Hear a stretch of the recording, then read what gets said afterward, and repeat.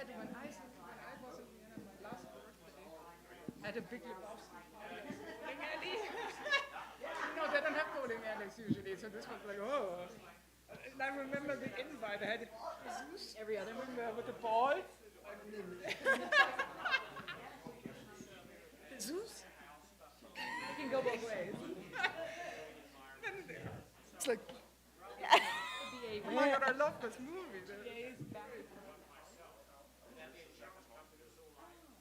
Oh man. Directors, can I have you please take your seats? Okay.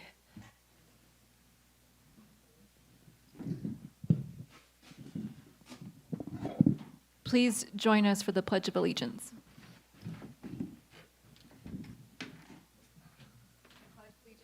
To the flag of the United States of America and to the republic for which it stands, one nation, under God, indivisible, with liberty and justice for all.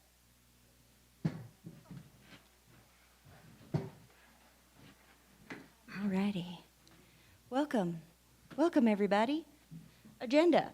Pine Mountain Club Property Owners Association, Inc. Board of Directors regular meeting Saturday, September 20th, 2025, 10 a.m. Condor Room. Members in good standing are free to speak on a specific item on today's agenda when the chairman calls for discussion. If there is an item that is not on the agenda that an individual wishes to present, the appropriate time for the presentation is during the member forum. This meeting is being recorded to allow members in good standing who could not attend to view the meeting at a later date and to aid in the recording secretary in preparing the minutes of the meeting. Members will observe rules of decorum. The speaker will address the chair and speak only to the matter under consideration. Members will refrain from being argumentative and making derogatory or personal remarks or gestures. Members will turn off or silence all cell phones or communication devices while attending the meeting. Call to order. Joshua Arman. Mark Bailey. Candace Bennett. Here. Madison Bodorf. That's me. Sean Coulter. Here. Nicole Gates is excused for today. Randall Gates. Here. Andrea Schoening. Here. Douglas Wild. Here. Adopt the agenda. Resolve, the agenda for the Board of Directors meeting September 20th, 2025 be adopted. Second. Any notes for the agenda today? All in favor? Aye. Thank you. Consent agenda. Do you want me to read it? Just the opener. Okay. If anyone wants to segment, we'll segment at that point. All right, consent agenda, opportunity for public comment. All items listed under consent agenda are considered to be routine and non-controversial. Consent items will be considered first and may be approved by one motion if no member of the board wishes to comment or ask questions. If comment or discussion is desired by anyone in the audience, the item may be removed from the consent agenda and will be considered in listed sequence with an opportunity for any member to address the board concerning the item before action is taken. 1. Do we need to segment today, or can we do it all together as a standard consent? All together. Okay, great. All right. 1, dispense with the reading of and approve the draft minutes of the Board of Directors regular board meeting on August 16th, 2025. 2. Oh, sorry. We're going to do it all together. Okay, sorry. Committee applications forwarded for concurrence by the board. Can I just read? Just list who we have for each. Okay. For Budget and Finance, Elizabeth Gower. Communications, Clifford Pennick Sr. And Emergency Preparedness, Carolyn Gilbert. 3, Consent Calendar 2025-2026. And 4, Committee Board Liaisons 2025-2026, revised. Do I have a second? Thank you, Randall. Any comments? All good for consent? Randall? All those in favor? Oh, that was not my question. Sorry? Any comments? Just No, making no sure. comments. Okay, great. All in favor of the consent agenda? Yes. Are you voting, Randall? Yes. Great, all in favor, thank you. Okay. All right, officers report, chair's report. Okay. Good morning, everyone. For those off the hill, I hope you've been enjoying some much-needed rain. For those on the hill, thank you for joining us. I hope everyone is staying cozy. My husband has a rule that we don't use the fireplace until October, and the first rainy morning this week, he caved. But I'm still not allowed to put up fall decorations until October 1st. Oh, come on. So I'm chomping at the bit. I know I sound like a broken record, but I keep reminding myself that we're only 3 months into our 2025-2026 fiscal year. Somehow it feels like it's been 6 months since June. Just like our new GM went through a 90-day introductory period, this board has now hit that same mark, and it's finally starting to feel like we've reached our stride. With 5 new directors, a new GM, and a transition after our assistant GM's retirement, the learning curve has been steep. Rather than simply filling roles and replicating old tasks, we've taken a step back to review how we do business. I want to thank our corporate secretary and treasurer for stepping up and helping carry a significant load over the last 3 months. It's been truly all hands on deck and just keeping the plane in the air. I won't quite say we've been rebuilding the plane mid-flight, but that's kind of how it's felt. What I'd like to highlight for the membership is the why behind the immediate changes you've been seeing and will continue to see. After a year on the board, it became clear that some things weren't serving us well and needed updating. Over the last few months, we found that nearly every contract, procedure, and vendor is due for review. At every turn, we're finding opportunities for both efficiency and significant cost savings. A prime example is our HOA software and website platform, Northstar. We signed on in 2014 with them, added website services in 2017, and it doesn't appear that the contract had been reviewed since then. Somewhere along the way, we drifted from fully using this provider, and over time, the POA has pieced together third-party services to manage the website, email, text alerts, restaurant and golf revenue tracking, and more pieces as well. In reality, Northstar can handle all of this very seamlessly in one system. That's why we'll be rolling out significant website and software updates over the next 3 to 4 months. Things may look a little under construction for a bit, but once complete, members will have much more interactive access and functionality online with the association. This review process has shown us that all of our contracts need attention. For instance, today we'll be finalizing new legal counsel. Our legal representation hadn't been reevaluated in years, potentially decades. I don't want to quote an exact time, but we needed a firm with deeper POA expertise. We'll speak a little more to this later, but we interviewed 5 firms, including the HOA division of our current legal counsel, and found several that offer very strong services at a fraction of our current costs. And finally, even the IRS has jumped on the review bandwagon. The association is currently undergoing an audit of 2023 to examine our 501c7 tax classification, which we've held since 2004. While it may seem unusual, it's not entirely surprising given the broader theme of overdue updates. Treasurer Randall Gates will share any future updates that come in, but rest assured, all requested materials from the IRS have been submitted, and the auditor expects to review our account before the end of the year. We're moving as quickly as possible to implement improvements across the association, but it's a unique balancing act between staff and volunteers, and I want to emphasize the volunteer component. And I deeply appreciate everyone's patience as we roll out kind of as quickly as we can all of these improvements. Thank you again for being here. General Manager's report. Okay, got a long update. Good morning, everyone, and a big thank you for joining us today. Whether you're in person or tuning in via Zoom, it's great to see our community come together once again for our monthly meeting. the Senior Operations Manager, Bob Wyant, and I have been on board for over 5 months. We're still here.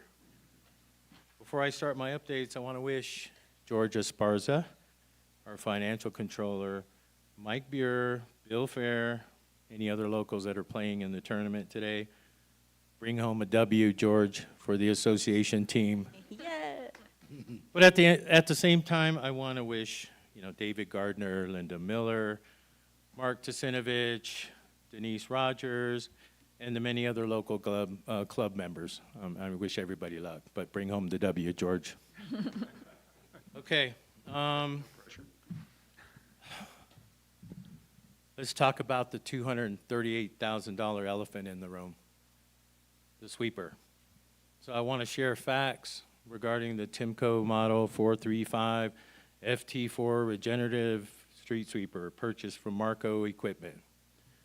So I called the sales guy, and I called the sales manager, and I asked to speak to the owner, who's ill, but I'm still pending a conversation with him. But here's some of the facts. I mean, as a member, I also wanted to know everything behind the purchase, the thoughts, the choice, and here's what I found.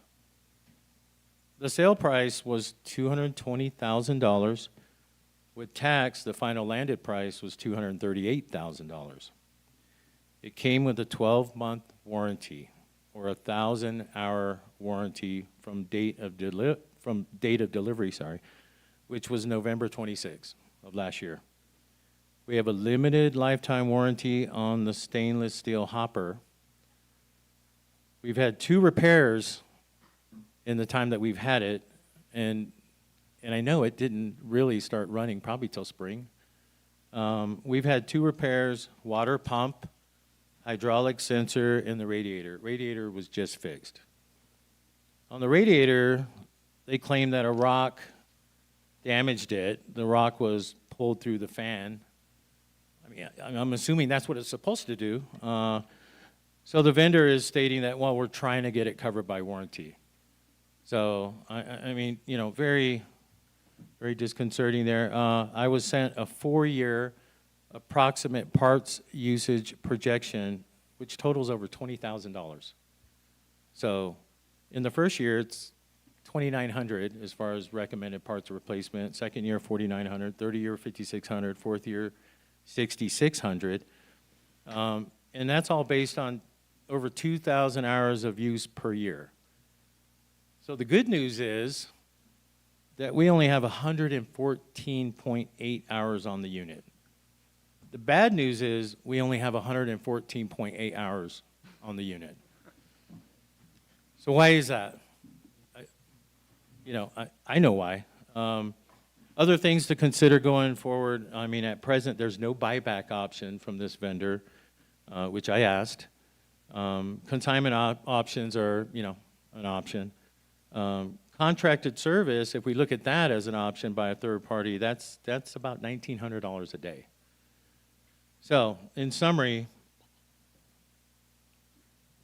previous management purchased this unit without discussing or developing a resource plan, not pursuing all options for the membership as well. The good news is the team and I, we're working on a schedule. We're going to staff it. We're going to show the progress on a map, like the Bear map. Bob's working on that.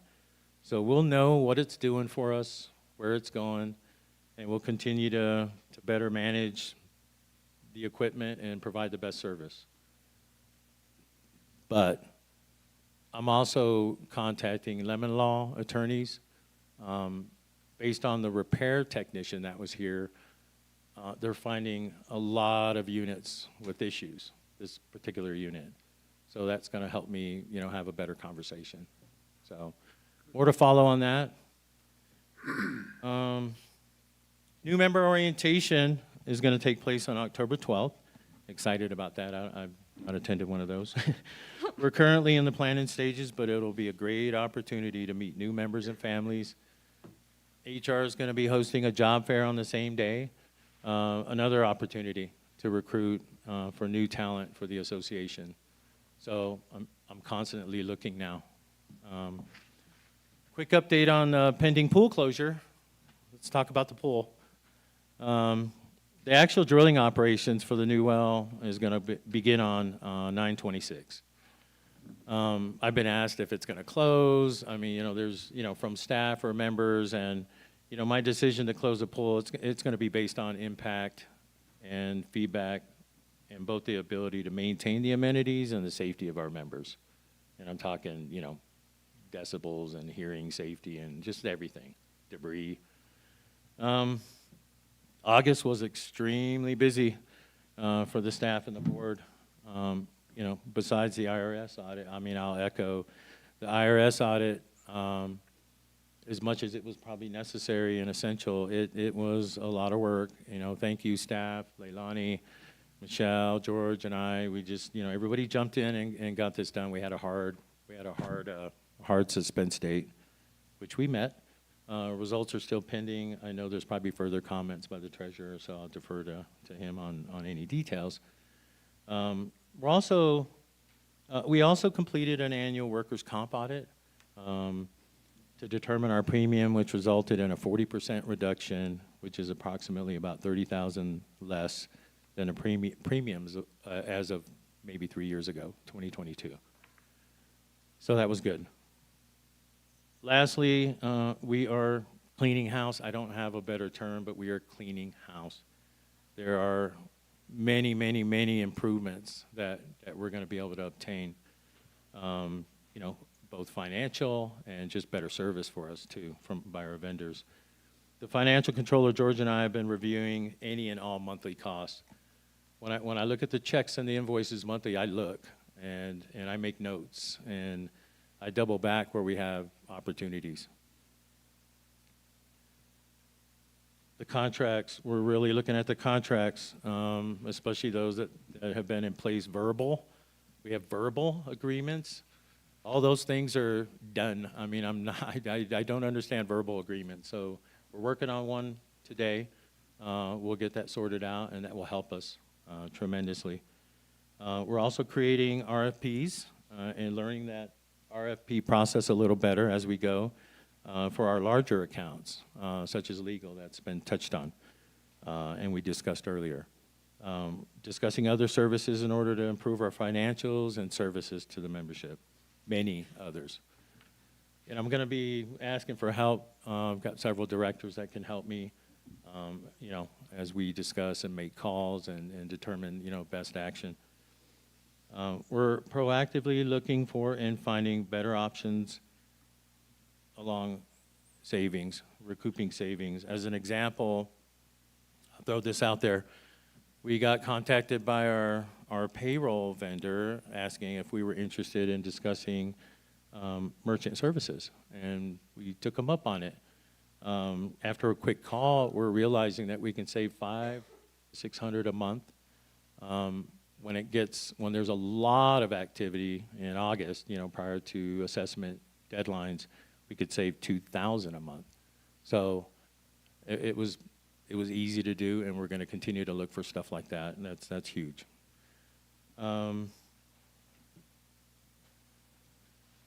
We recently resolved another long-standing issue that was created by Purchase and Sync.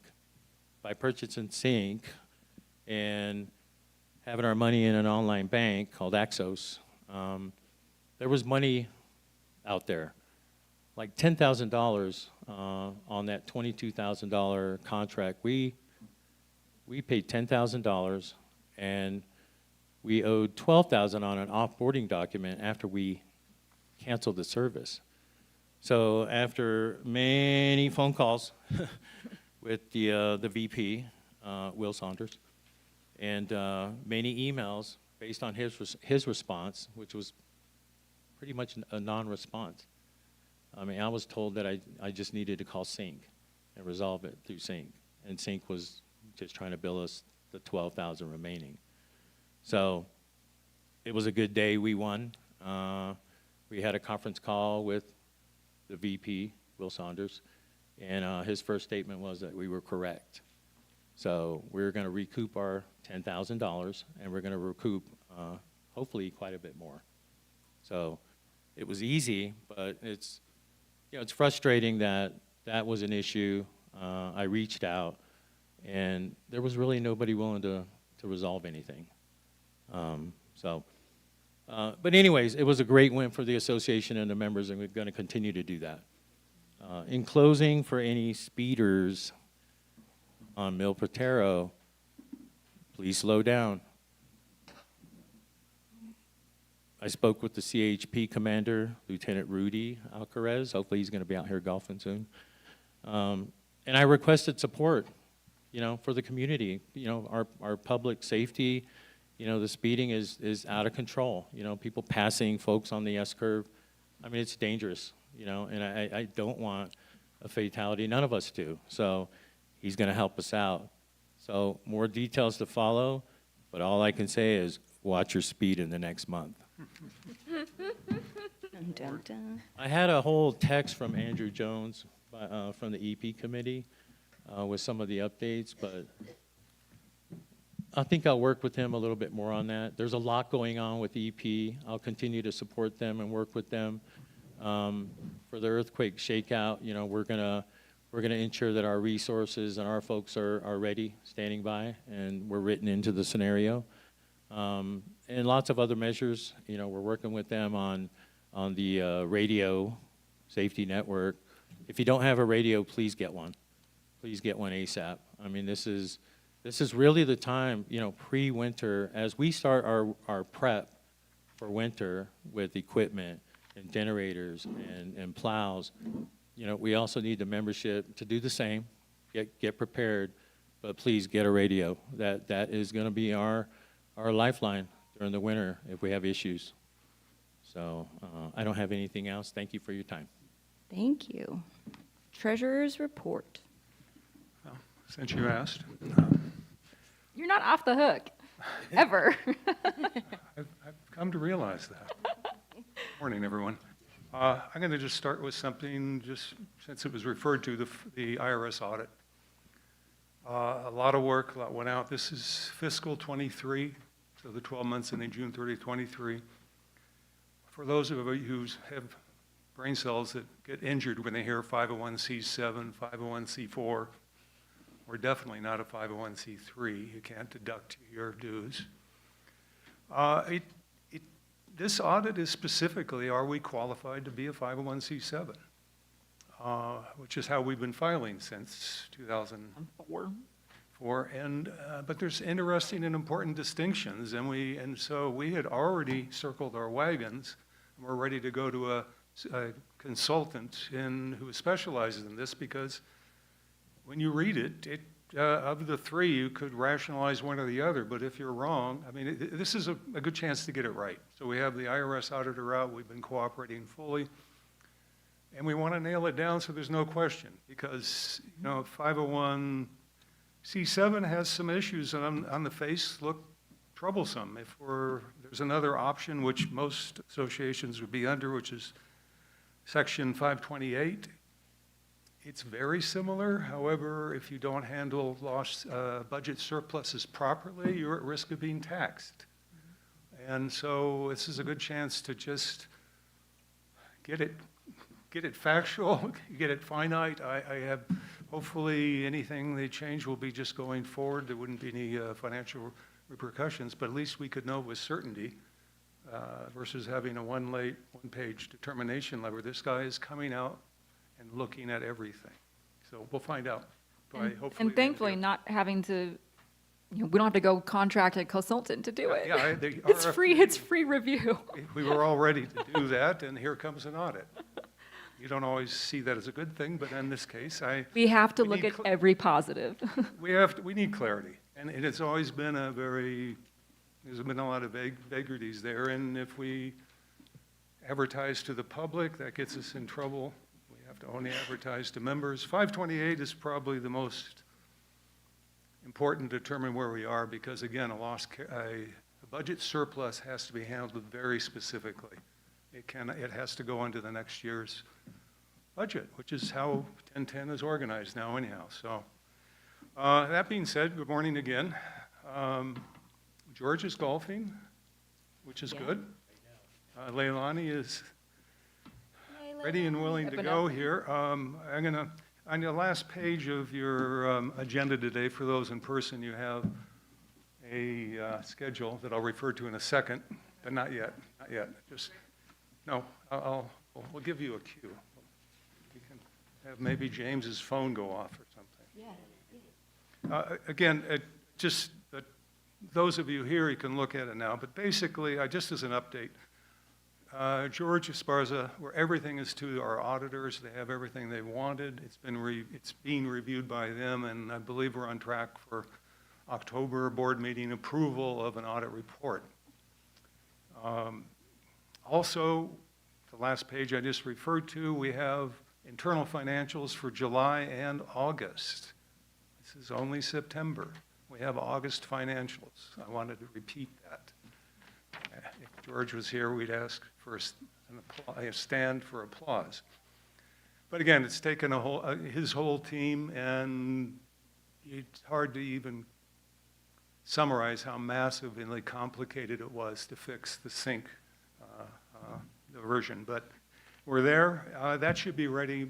So September should be ready about the time the board is approving the audit as well. And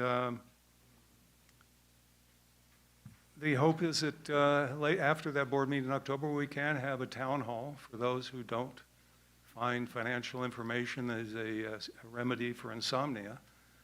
We'll have time to go through things in detail and take time to have detailed answers. And as long as that's useful, we'll try to do it quarterly. But then again, if anybody has any questions, because, you know, it's only 22 pages of mind-numbing detail. What could be a question, right? When did you want to do that first town hall? I thought we would look at your calendar after the board meeting, because we want to approve the audit report first so we can distribute it to the members. And so it could be early November. We got to find something convenient. I'm making a note. Thank you. Okay, yeah, good, calendar. So I've looked at the July and August in detail, and the summary, what you have here is a different summary page. We haven't completed the subcommittee review of these yet, so there is no motion on the agenda today to approve these. And Budget and Finance was a casualty of a 6-hour marathon review of legal firms, because we ended up going into the 5 o'clock time last Wednesday on the 17th.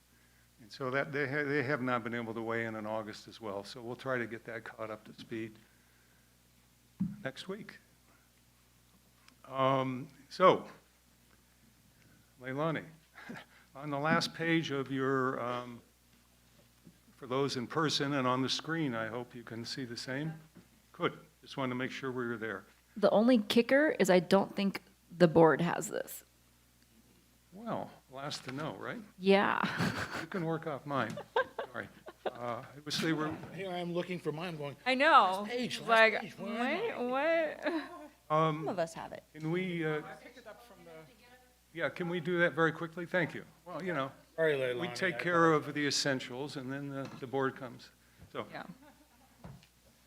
I apologize. if you're on Zoom, you can see it on, all right, well, let me just start very quickly. This is a different format. We had a similar format for June.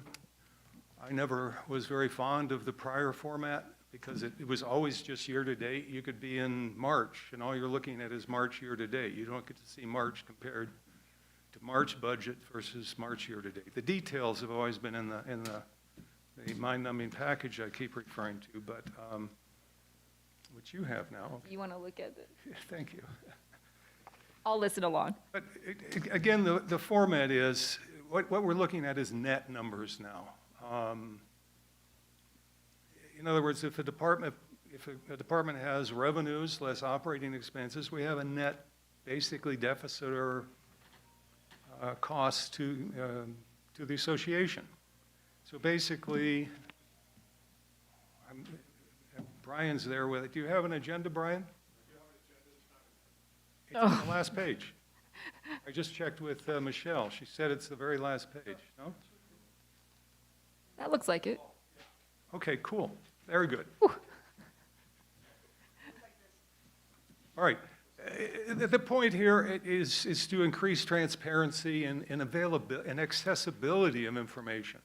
So if you see on the far left column were page numbers, each one of them refers to a page in the 22-page financial report that will be out in a couple weeks. Then if somebody now we have the current month, activity, budget, net. Year-to-date activity budget net by all of our amenities and departments. And this is a lot to go over right now, which is why I mentioned town hall. I'm just giving you a summary. But for example, if you look at maintenance, which is on it's the 11th item, you would see there is a 318,000 variance for August. That could kind of be disconcerting. But if you look at the year-to-date, we're better than budget by $53,000. Basically, if someone went to page 11, you would see very easily, and you don't have it in your packet, I didn't add that. Again, this is just an overview. You would see that the asphalt contract for $320,000 was planned for July, but it happened in August. But again, the format's hopefully meant to be more informative, so you can actually see what are these departments and amenities costing monthly and year-to-date. Let me get back to my schedule to see what I've forgotten. Again, net is just we're looking at each amenity and is revenue, income, whatever income it has, less whatever direct expenses. And we still have an issue with not all costs getting captured, like some insurance and things like that aren't allocated, but that was too much. It's something to be working on this coming year. So for the August numbers, we were 277,000 worse than budget. However, if you look at year-to-date, because of this asphalt timing, we're actually better than budget by 141,000. So this is why I said if it isn't a cure to insomnia, this will be interesting. I'm going to be... So as of August 31st, we have 2.2 million in current year assessments that are still unpaid, which is like a little more than it was last year. But I know a lot are waiting for September 15th to maximize their cash flow. So as of 2 weeks prior to the cutoff date for assessments, we still had basically 39% of unpaid assessments. But we'll see if the economy is affecting that or not. We have and these are actually, on this recap, you can see the assessments, the amount collected, the amount receivable, on the balance on your one-page summary. So it's all there. We have 2.1 million, 2.152 million in operating cash, 5.2 million in reserves at the end of August. Again, that shows up under the reserve fund update, and you can see operating cash and reserve fund cash. And an important thing going forward, and one reason why the town hall should be helpful is, where we spend reserves. It'll be page 22 when you have the full packet, but even on the update here, you can see $6,950. That was the properly documented purchase of a mini split for the pavilion, because it either was too hot or too cold. It's kind of a Goldilocks moment, but it wasn't working well. So again, the goal is to help make this more available, and for those of you who need more sleep, that might be the best use. But George and I have sat down and gone through ways to go, okay, post office line 18, okay, pretty much tracking on budget. If it isn't, you've got a page number to go to look at more information on just that one item instead of having to go through everything like I have to. You're appreciated. Yes. Yeah, well, I'd love to share, but, so the entire 22 page will be out hopefully when we do the two-week distribution on the results, the minutes and everything else for the board meeting. And if you have questions, highlight them, accumulate them. Hopefully late October, early November, we'll have a chance to take as much time as you need to listen to questions and not have to have short answers. So all for today. Fantastic. Thanks, Randall. Amazing. Can take that down. Thank you, Leilani. Look at our team. We have such an amazing team here. Okay. No, I already did that. Committee minutes acceptance, committee minutes record, and committee minutes from Bear Committee, September 2025, Environmental Control, August 2025, Greens and Grounds, September 2025, and Planning Committee, August 2025. Just an acceptance. Okay. Okie dokie. EC recommendation. Hold on one Oh, second. Sorry, Sean. Did Emergency Preparedness not give you their minutes? I don't believe so. If they're not No, here, I they didn't come in think- on time. Really? They did, there's a A lag? lag. Okay, thank you. And actually, I meant to bring up this schedule with directors too, so don't let me forget in exec Okay. our like agenda deadlines that have shifted a little bit. Gotcha. Yeah, but there is a little bit of a lag. Because I do have it here if you need it. I think we already have it. Thank you. Okay. Thank you, Sean. Local Watching out for your competition. committee. Yeah, exactly. Yeah, they're my boys, Yeah. girls. Okay. EC recommendations. Approve Environmental Control Committee project recommendations. We had 8. And approve cottage industry permits. We had 1. Let's go through any issues that we would need to address individually. Or is everyone comfortable with all of EC's recommendations and we can approve as a batch?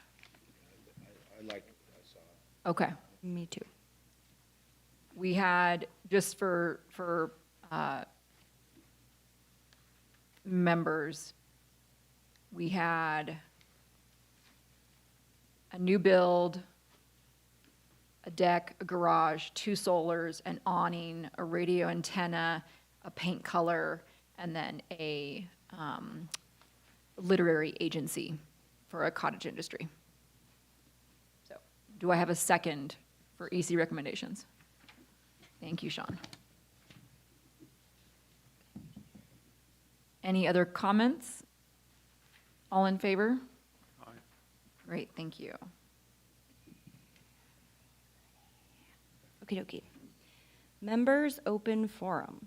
This 25-minute open forum is for members to present their comments. Each member is allotted 5 minutes and will be timed. Members wishing to be recognized should step to the microphone, address the board chair, and state name, tract, and lot number. The board may extend the time limit for this forum to allow additional members to speak or grant additional time to a speaker when appropriate. Members may present questions to the board. If the question cannot be readily answered, it may be presented in writing or email to the recording secretary, and the question will be responded to within 15 calendar days upon receipt. In addition to the question, the member's name, tract, and lot number, telephone, and/or email contact information must be included. Members may not yield time to other speakers. For the consideration of other speakers in the 25-minute time limit, members are requested to speak to the board only once during members' open forum. Members will refrain from being argumentative and making derogatory or personal remarks or gestures.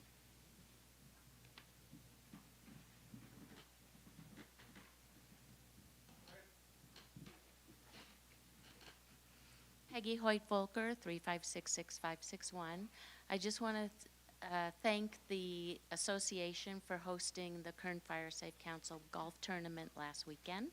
It was a lot of fun, and we raised a bit of money. But the important thing is we got more recognition up here. And I want to thank James for all your hard work in making that happen, and biggest shout out to Sean for making all this happen, and thank you for being our liaison. You're awesome. Thank you. Thanks, Peggy. Thank you. Oh, and Randall, could you explain the difference between the 501c7 and the 501c4? You want to take a minute, Randall, and give a quick, In order not to harm brain cells or delay the meeting, I'll get back to you. we'll give a little we'll do is a little, we'll do a little synopsis in our recap email next week that kind of lays out what these options are. Yeah. Yeah, I love that. TMI for now, though. Thank you, Peggy. Good morning, Finn. Thank you.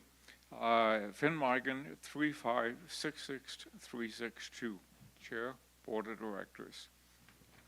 This is regarding Google Drive meetings. Google Drive meetings are not held in open public as required, is a major problem. I've been told it is not a meeting, we're just gathering information. That is not what's taking place. I raised my concerns with the BOD and GD committee asking why this is not a meeting. I got several word salads, but no explanation. I have to draw a line in the sand, and unless somebody can convince me that Google Drive is not a meeting, I will not participate. I requested the files reviewed to be sent to me by Word or PDF. I will continue on GD, but I will not use the Google Drive for now. Last Wednesday, our secretary, Gail, sent out minutes via Google Drive. I sent her an email that I will not use Google Drive, and please send me in Word format. 20 seconds later, I had the Word document. 20 seconds. I was told by Beth there would be too much trouble to accompany my request to get actual files. 20 seconds. It appears that was not a lot of trouble. Let's look at the process. For Google Drive, Gail has to create a minute in the Word, then open Google Drive, select a folder, most likely create a new one, and then upload the file to Google so they can make a Google file. Then she has to find a link to the file, send the link to all of us. We then have to click on the link and check on the Google file. At the end, somebody has to convert it back to a Word file so we can send it to the Board of Directors. Compare that to Gail sending her file as a Word file, drop it into an email, send it to us, and we get the email and we click on the file and it opens. We work on it from Word from start to finish, no conversion at any time. Beth calls this progress. I call it a waste of time. This program is terrible. If you say, what does Finn know about computer programming? I spent 5 years working for a major payroll company, Entertainment Partners. I was VP in charge of designing programs.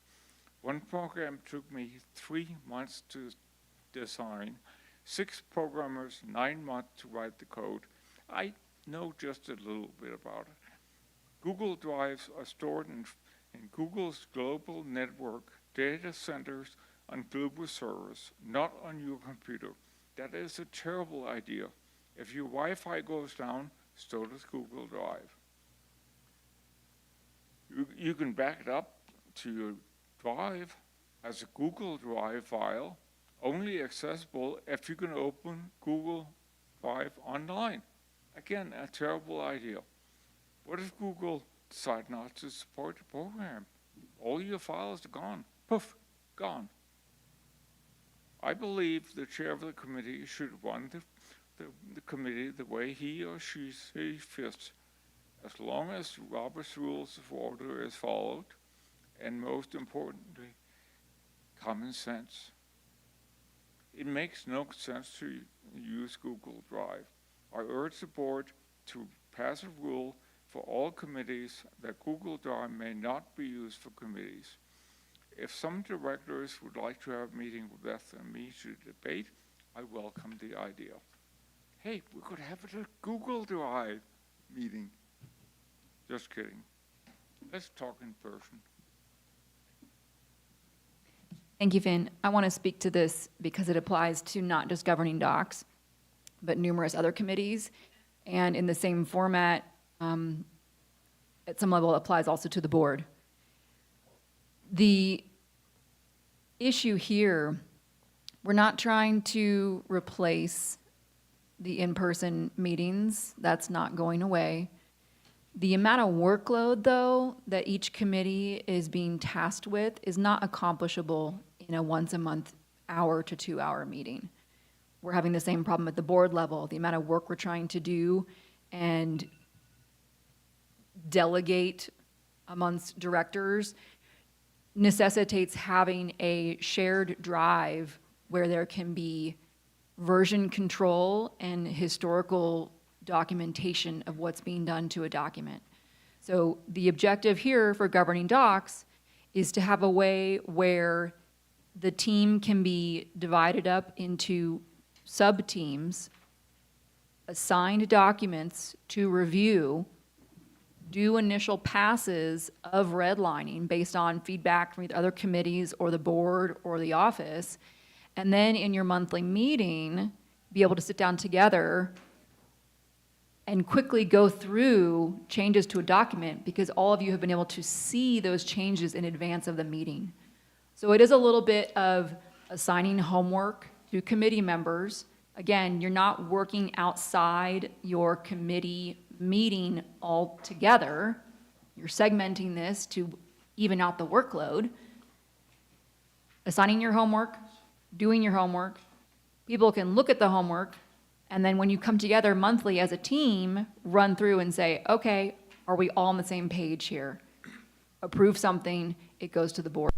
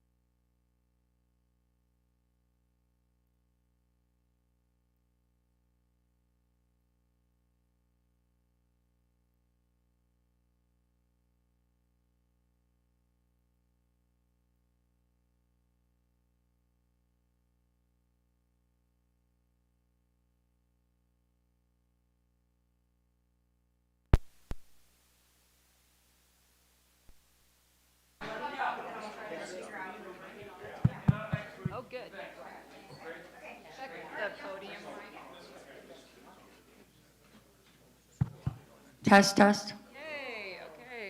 Okay, you guys. Test. Directors, let's find our seats, make sure we have a head count here. Madison made a run for it. I'll give her a hot second.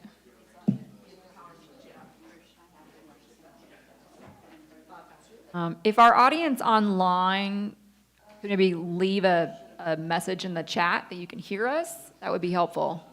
Madison's monitoring the chat. We want to make sure we're in the clear for our online audience.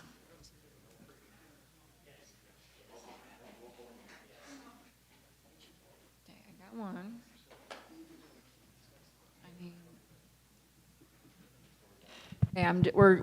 We're circling the chairs, not the drain. And I'm just holding on for James as well. And I'll let Randall and Josh wrap up their conversation.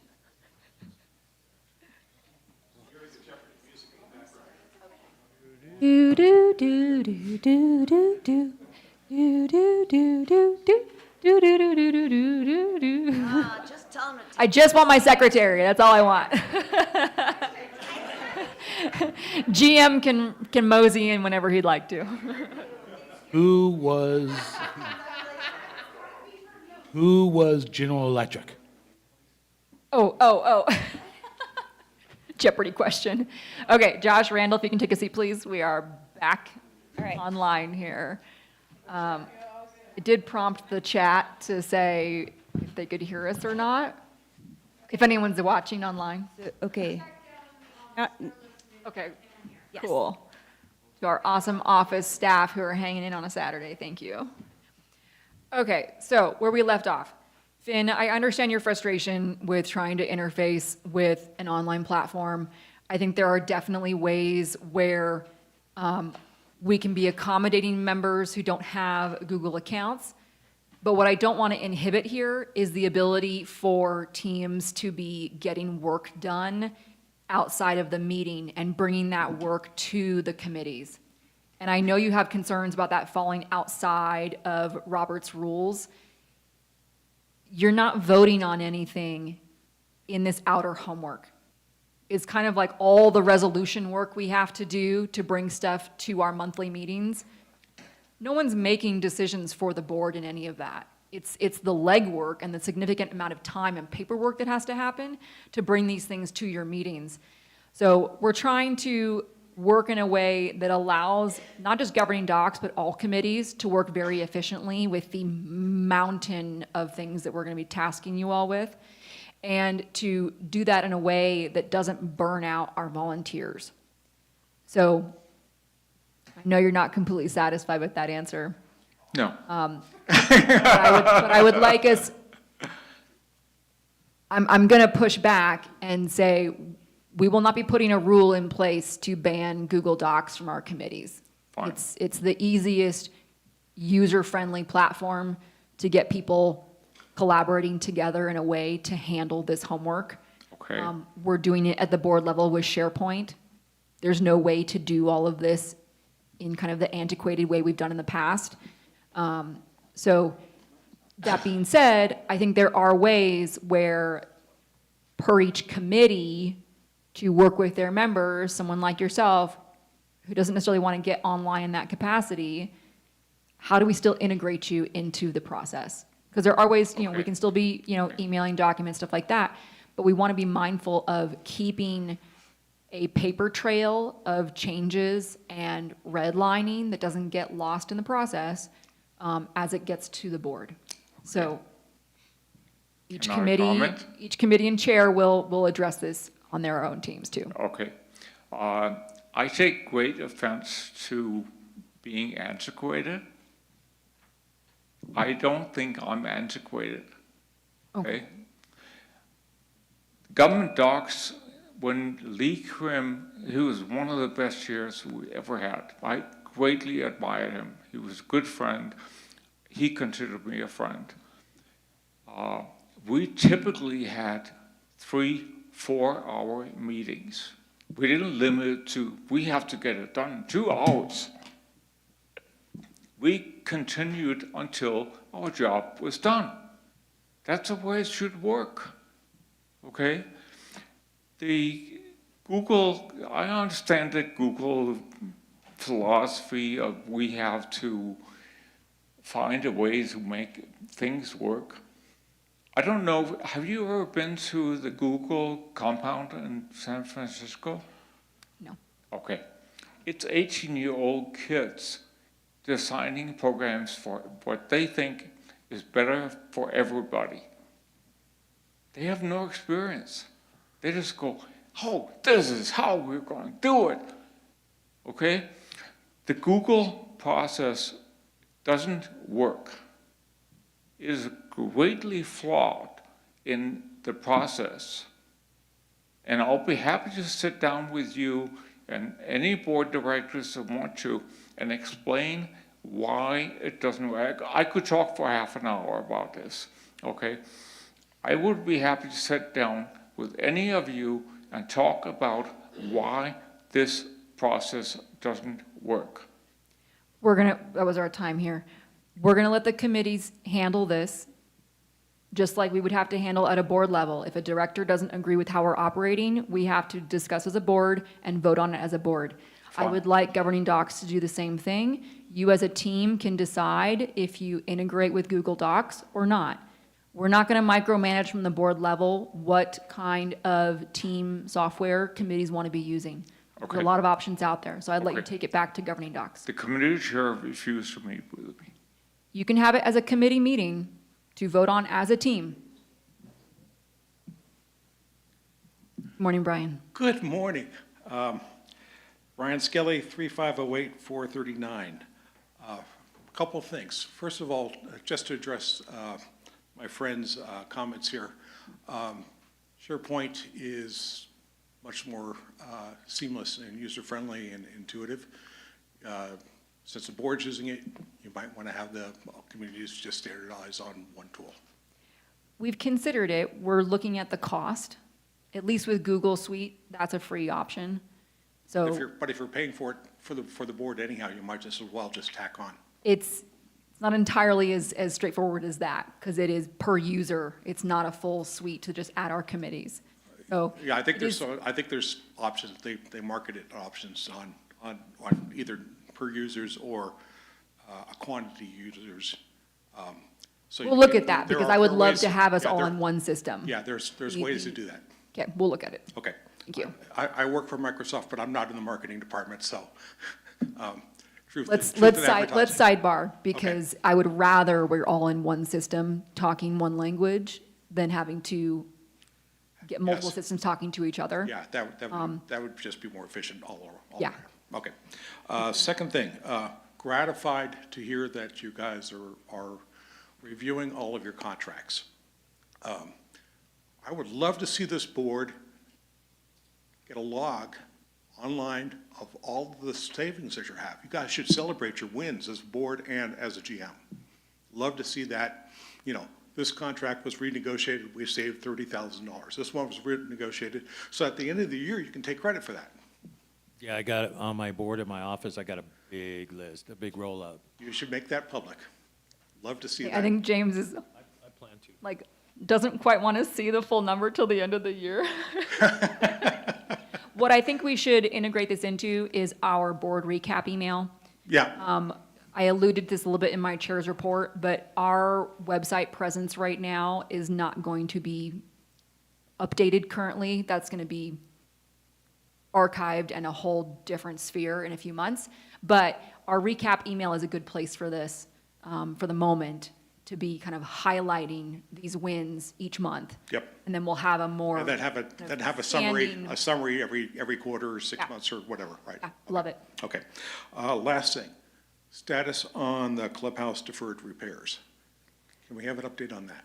So the update right now is working very closely with Bob Wyant to look at the first option A, B, and C from our June resolution. Option A is looking at doing just, Sorry, Siri thought you talked to it. mine pinged too. option A was being able to list out what is currently covered in reserves, and Bob's been working on what order do we roll that out from a construction standpoint. The second option that we are working on to be able to present is a middle ground. How do we integrate improvements that still stay within the 5% annual operating spending cap? That's now identifying what can we change and improve that would land as a special assessment, plugging that into a construction timeline so that we know, okay, we want to do, additional things A, B, and C. They're going to cost X amount of money. Where do they land in the construction timeline? Do they stay within our 5% spending cap per year? And are some of those covered in reserves versus doing it Yes. in operating costs, right? Yes. So we're looking at all of that. I'm trying to stick with Bob's ability and everyone's bandwidth to have a town hall to present all of that in the coming months. My goal here, and I cautiously say this publicly, because I'm one of those people who tends to throw my hat over the fence and then, oh shoot, can't retrieve it back. So big caveat. My personal goal here that I'm trying to kind of just keep all the pieces moving forward to is to be able to have a decision of one of these options from the membership before the end of the year. That's again, working with the bandwidth of our staff and the bandwidth of our volunteers to do that. So that's the hustle that we're trying to do right now. And the step that we're in currently is laying out what special assessment items can be added into the construction timeline. By the end of the calendar year or fiscal? Calendar year, yeah. Okay, thank you very much. Of course, Brian. Carolyn Gilbert, 5308-530.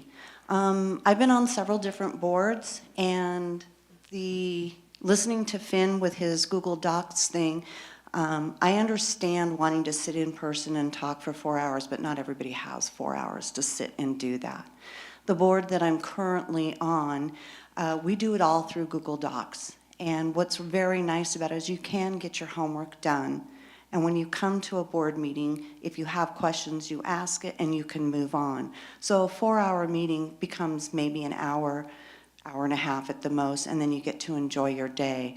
I really do hope that the rest of the committees will join forces with your Google Doc theory. Thank you. Thanks, Carolyn.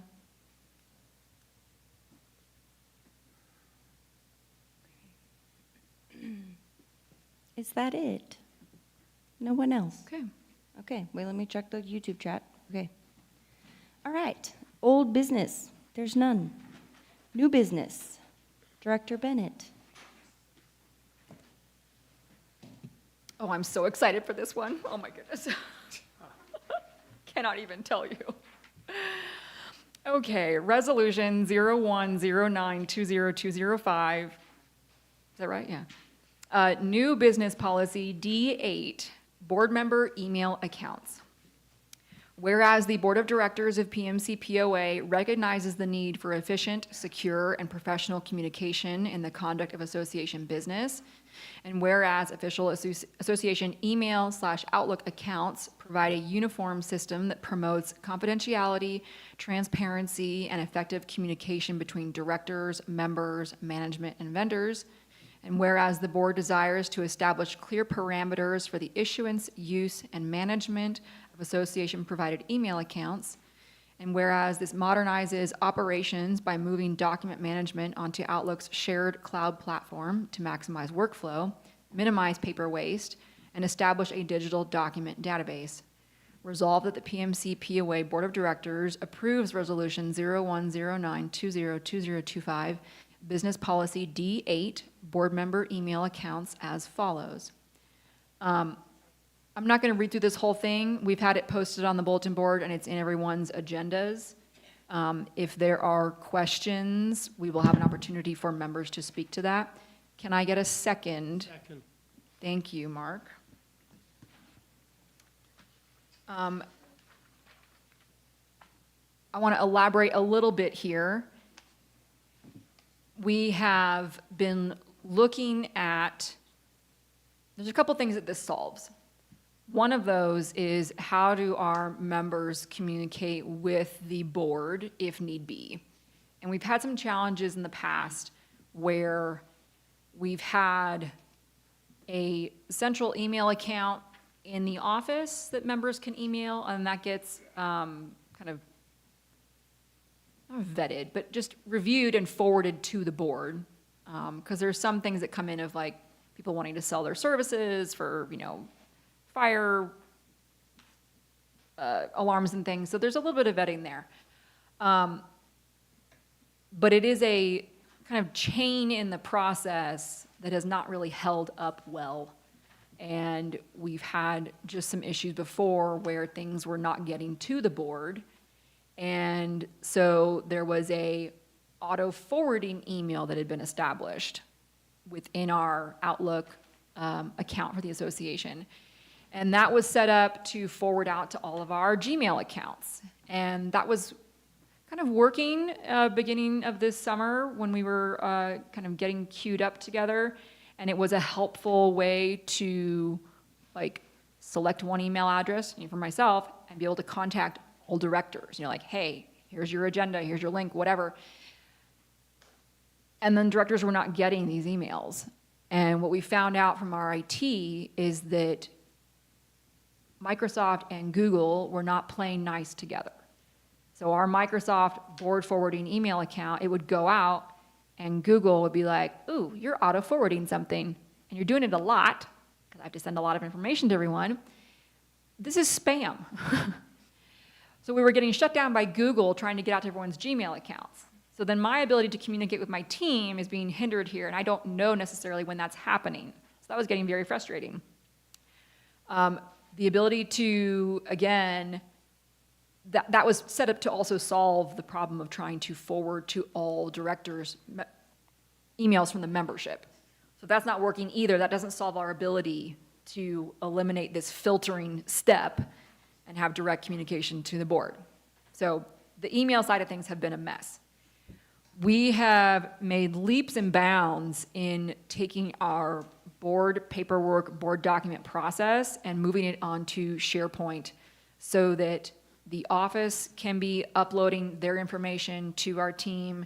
Madison can be building our agendas. We can keep most things digital and have everyone be able to access and review and be on the same page. That's very challenging when we are also not fully linked into Outlook SharePoint accounts. We're kind of jerry-rigging it right now, and a lot of us are losing access randomly and not able to see things. So it's been a big struggle to keep everyone synced up. Lastly, this applies a little more, I think, to to officers where we're engaging with the outside world. I find it a little weird sometimes to send an email and be like, oh, I'm the chair of PMC POA. My email address is my personal name at my personal name, It's like, well, who are you? There's an element of professionalism and legitimacy to emailing an outsider from an actual association email account that I think carries a little weight, that I think is helpful to us. And then lastly, the moving everyone on to association email accounts really solidifies our operation and our business here as owned by the POA. There's a little laxness when we're operating our own personal Gmail accounts of, oh, I'm just going to forward this confidential thing to someone else. That's not okay. So it takes our conduct to another level of professionalism. We are now on essentially work emails accountable to the association. And I think that's important in our day and age in how we communicate, what's confidential, what's not. So I think across the board, this is a hugely helpful thing to implement. It is a nominal cost. It's $5 per email address. So we're looking at $540 for the year for all 9 directors. And it gets us synced into our whole company's operation. Any comments from directors? Sean? Couple of things. Number one, I agree that we should have a cohesive board. especially when it comes to communications. And I think that, that Brian had a good idea that if we're going to go this direction, that we should maybe step away from Google Docs entirely and have all the committees, all the board, everybody on one system. That just makes sense at this point, because like you were saying, there is a conflict between the two systems anyways. So let's snip this in the bud and go forward with just that in mind, I believe. The other question I have for you is, at some levels, I'm a Luddite, which means I'm not really always computer savvy, and I'm sure that there's going to be some software that I may need to have on my computer to use, like Outlook, you're saying? You can actually do it all online. So my board email that I use is technically an Outlook account, which has allowed me to work a little easier with the association. But it's just like my Gmail account. I just go online. I go to, I think it's outlook.office. So I don't have any kind of software on my computer. Again, this would not be something that I want to hinder directors' abilities to review our documents and No, be I tied was into just it. wanting to make. There would be always the option for a paper book. Well, again, no. Yeah, you wouldn't need any more software. Right. That's all, yeah, I mean, and as long as I'm up to speed on how, and every office, or every board member is up to speed on how to use this particular software, if it's, that, and that's the only concern I would have. For sure. But it doesn't sound like it would be much difference in what we're using right now. Okay, thank you. Hopefully actually easier than our current setup, yeah. Madison? Just wanted to comment that we've talked about it as directors, and someone in the YouTube chat also commented that maybe we have a training for people who are not sure about some of these systems and how to use them, and then people hopefully will feel more confident moving forward. So that's something we're gonna Love figure out. that. Yeah. Yes. And that's, yeah, what I was kind of getting towards. Yeah. I thought, did you have a hand? I was just pointing to. Okay, I appreciate that. I need my little eyes over here for me. Any comments from the membership? Yeah, one more. By the way, I tried to get this done when I was on the board, but let's just say some of the less tech-savvy folks resisted it. So glad to see the progress. One other important reason to do this. Right now, because you're using your Gmail accounts, your personal accounts, if you get sued, those accounts are discoverable. Okay? You don't want that. This way, you're isolated. For sure. Yep. Totally agree. Thank you, Brian. Finn Oregon again. I advocated this probably 20 years ago, maybe more, that the board gets private email addresses that are specific to the board. Many companies do that. I have a question. Why don't you set up a private server instead of using Google? Google is a terrible product. They spy on you. Let me answer, Finn. So we're not on Google. SharePoint is Microsoft. That's what the association is on, Okay. and that's our server system here. Okay. So that's Why not set up private server? I have a private server. It's finn@mican.com. It is a private server. It does not belong to anybody. It does not belong to Google. It does not belong to Microsoft. It is ours. I'm gonna table the tech for a second because I'm gonna get past my pay grade ability here. But our MSP provider, ABM, is the one who handles both our on-site and our remote setup. So they are the provider that sets up our whole entire email system, our SharePoint, all of that. So we're not tied into Google's system at all on the association level. That is strictly at the committee, kind of free volunteer level. And Brian, again, I would appreciate sidebarring with you because what I've seen so far is that we would have to pay to integrate the committees, because I would love to do that. I would love to have our committees tied into the full system. Just want to make sure we're being mindful of cost, if there is any, to do that. So, but yes, Finn, we are not tied into, at the board level, association level, we're not tied into Google's cloud.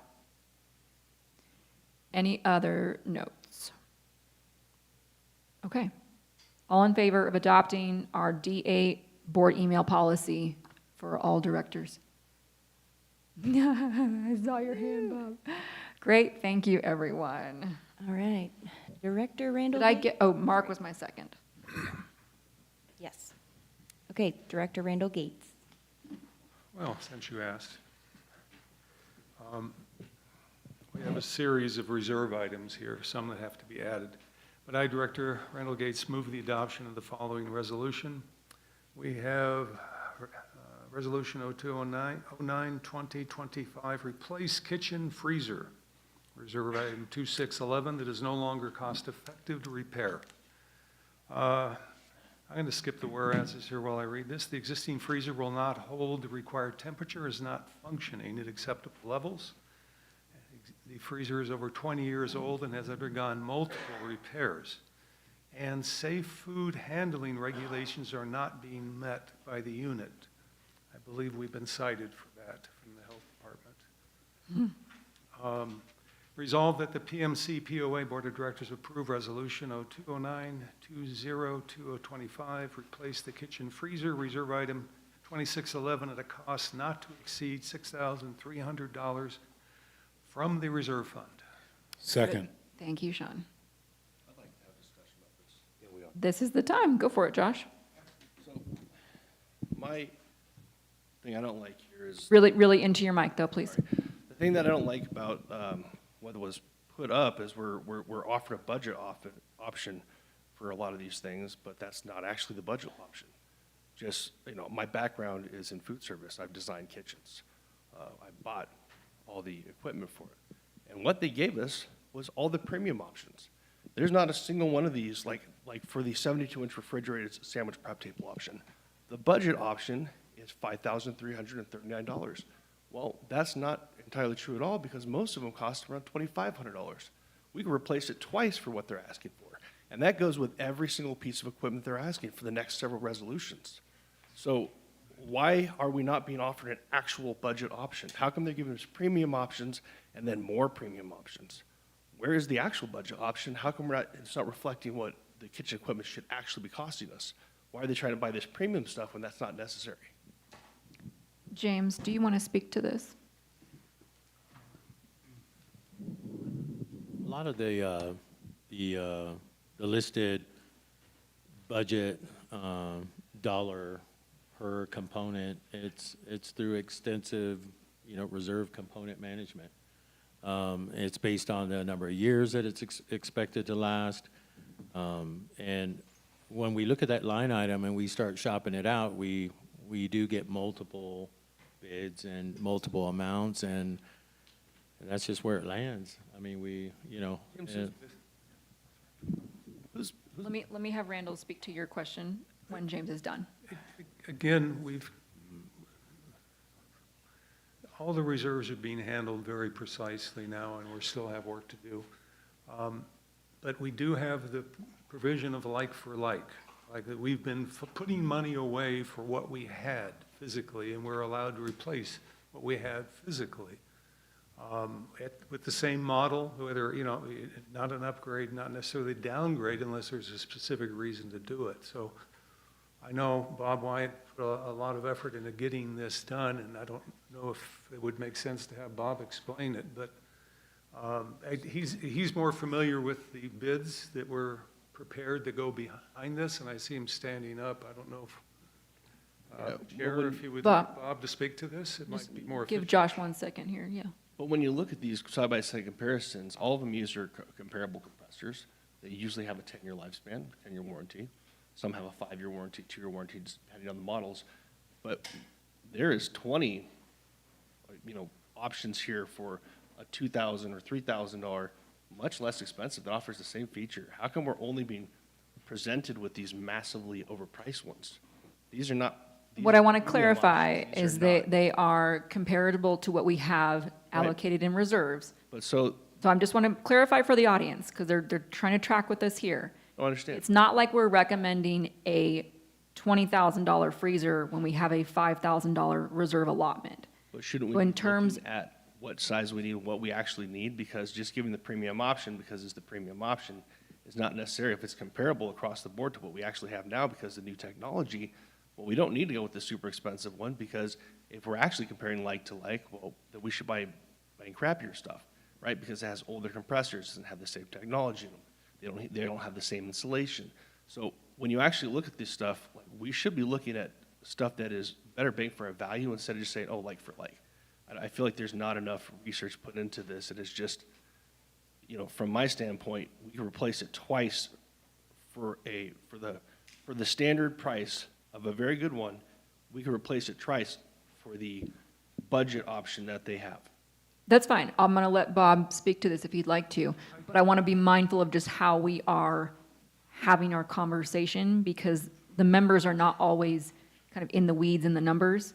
And I do want to just highlight, these are comparable to what we have allotted in reserves. We're not recommending something that is exceeding what's been budgeted. That makes sense. I understand, but why aren't we looking at? We're going to ask Bob I'm going to right attempt to now answer why. that for you, Josh. We could have had this conversation earlier when you picked up your board book. But along that vein, I don't know how many different ways to explain it. I rely predominantly on my managers when they make a recommendation. If I personally have no experience with a John Deere tractor versus a Case piece of equipment, I'll go to Andreas, who's used both. When I need to replace a freezer, predominantly the reserve items is what I look at first. When is it due? What was the life? How has this unit performed in the past? Do we want comparable? And while I completely understand your point that we could replace it twice for the same amount of money, why would we want to? Why would we want to incur repairs? Why would we want to save money now to spend more later? Why would we want to have a freezer fail in 5 years that last 10 or 20? Your expertise will be appreciated and your contributions will be valued. Why don't you come to Mike and I and discuss that? The other thing is the why were we waiting? We weren't waiting. We've been waiting since April. We started on this. We're cited by the health department. It's the stuff's not holding temperature. It's been repaired. We're spending more money on repairs that are futile, that aren't even holding. And why would I want to buy a lesser expensive model that was half the price of a functional, good, solid piece of equipment that's proven to last 20 years so that I can plan obsolescence like General Motors? It doesn't make sense to me. It's much more efficient to buy a decent piece of equipment and have it last. If you disagree, I appreciate your input with the restaurant manager and myself. We did initially look at cheaper options. When I talked to Mike and decide on the quality range that we want to shop, I talked to him about cheaper options initially. You can go to Best Buy and get a freezer. It's not going to hold up to what we use. You know that. I believe I just heard you say you were in restaurant equipment or management or something like that. So I do appreciate your input, but that was our reasoning and our rationale. And when something's performed well over all those years, we're going to look in that range. We weren't looking at the $2,500 range, nor were we looking at the $10,000 range. We looked at something that's performed adequately for a reasonable lifespan, replace it like for like as to the reserves.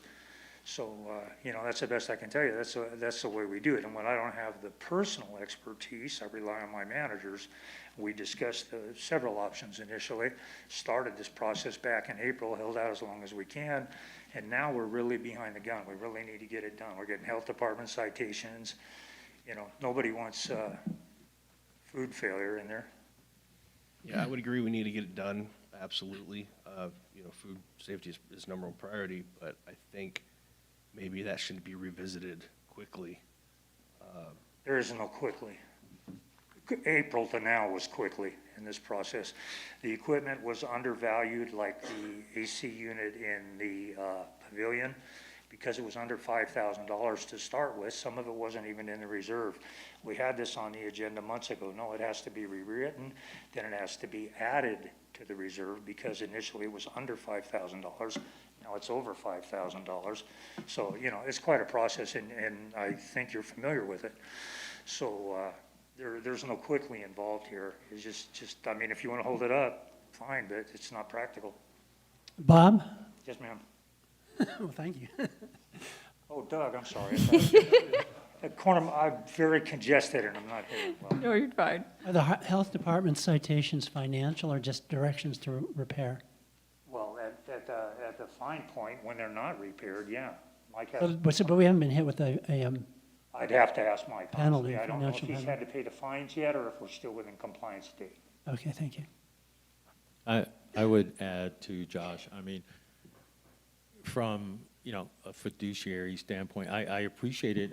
It is what you would normally consider. But in this case, when you look at reserve budget management, it's like a capital budget. It's not money that you use as you would like your expense dollars. If you're using operating budgets, then, you are looking for the best cost and you are trying to, only get what you need with what you have. From a reserve budget, management standpoint, it's like a capital budget. It's a component, and It's an investment. amount of money, it's an investment. It's amount of money based on how many years that you need it to function. So that's how I mean, it is different, just like in business. You got your expense budget and you got your capital budget. Your capital budget, you buy stuff that's probably a little bit more than you normally would spend, but you're trying to get the return on your investment. It's just managed differently. It's a different way to look at it. But when we're looking at losses, like we're looking at with the restaurant, Yeah. now we're looking at these as more losses, really. I mean, and these numbers, when they add up, they're quite substantial. I mean, most restaurants get by with a lot less, and they're looking at those options because they're still premium. They're just not the super expensive options. Not having a single one of those offered on here and even looked at, just to me says, well, I just want premium stuff, so I just gave you the premium options. I feel like I'm being lied to, quite honestly. This feels very misleading, and I don't like that. I mean, I can tell you the number that it adds up to, but I don't think I'm supposed to tell you that here, Which number? that all these fridges add up to. Anyone in our agenda, in our audience can add up the resolution numbers. Yeah, so over $22,000 in refrigerators. Yeah. That's a lot of money in refrigerators when we could narrow that down to about $7,000 for equally good equipment, not just because I want the premium thing.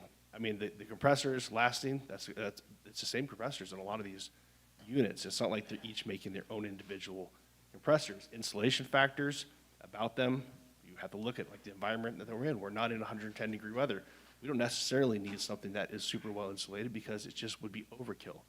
So taking all those factors, I think this should have been re-looked at and maybe sourced out to not just the managers, maybe somebody who's got a background in this, or maybe a committee or somebody. I mean, it's got to be spending this kind of money for a refrigerator when the average is about $2,000, a little over $2,000 for the average one of these. These are all listed as the most expensive ones. They didn't look at a single one of the budget options. And I think that really needs to be looked at across how we do things with everything we do. Okay, Why we always- I'm going to give a couple time for some more directors to weigh in on this. I appreciate your position and your stance and voicing that. Sean? Yeah, the way I'm looking at this right now is, yeah, and I understand his concerns, Josh's concerns, they're valid concerns. But just because we approve this resolution today doesn't necessarily mean that they can and must go with the option of the highest numbered piece of equipment. Maybe what can happen then is once this has been approved, maybe James and Bob and you can get together and maybe find a option that would suit those needs at a lesser cost. And as long as it does not exceed the amount that the board has approved, that could be an option that we can be looking at, so that it gives Josh because he is an expert at this, he should be able to weigh in a little bit. And if he's willing to do that, I have no problem approving something like this right now, with the idea that James can step up and give us what his thoughts are on that particular piece of equipment that he would like us to look at. Yes, the board is greenlighting today the go-ahead to purchase something not to exceed $6,300.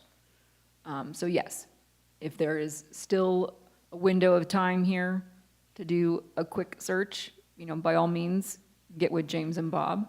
But they do have, if this is voted on and voted in, they do have the green light by the board to go ahead and purchase something they presented. Yeah, I don't like the fact that the premium, the budget option here is still the premium option. When you can take one look at these across the board, and they didn't offer one budget option. It's not even like for like, they just gave us every single premium option on there, starting at the high premium option to the bottom premium option, and that's not how you do, that's not how you run a business. It's probably why we're losing so much money. I got you. I want to make sure everyone has, again, a chance to speak here. I understand your point, and I appreciate you bringing it up. So Randall, and then you, Mark. Just for those who have memory of recent history, I just want to point out, this has gone through, again, this is a reserve item, like for like. It's no upgrade. It's been vetted. It's required to have the bids, and I appreciate your input. In other words, but we have bids of the like for like. It's been vetted by George. We're not using more reserves than we're entitled to, which is a break. So in other words, we have a process that's working. What you're pointing out is, and I think I like John's suggestion, instead of like for like, before we went from 2,500 Rams to 35 out of the reserves without even the discussion. In this case, you're saying, well, maybe we need to reevaluate, do we need the premium? I have no idea, outside my skill set. Based on the paperwork the board received, this was done properly, based on procedure. But what you're bringing up is a good question.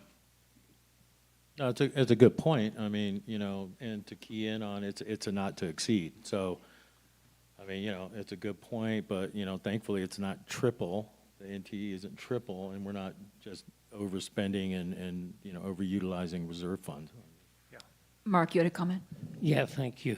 And if you look back on the video, I realize you've only got one set of eyes, but I actually had my hand up first because I was agreeing with Josh. Oh, sorry. No, it's okay. I don't expect you to see everything that's going on.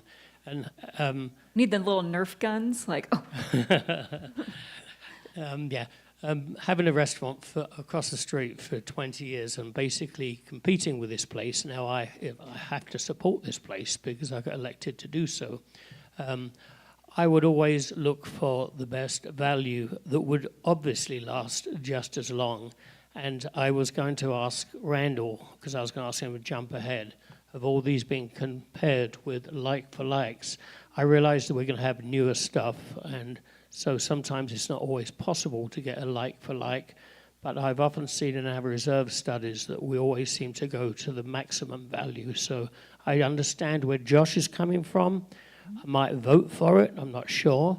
But I do understand everyone's opinion because I've been in the same boat that Josh has been in. Appreciate it. Andrea? I didn't feel lied to. I looked through it and I'm like, oh yeah, these numbers look right.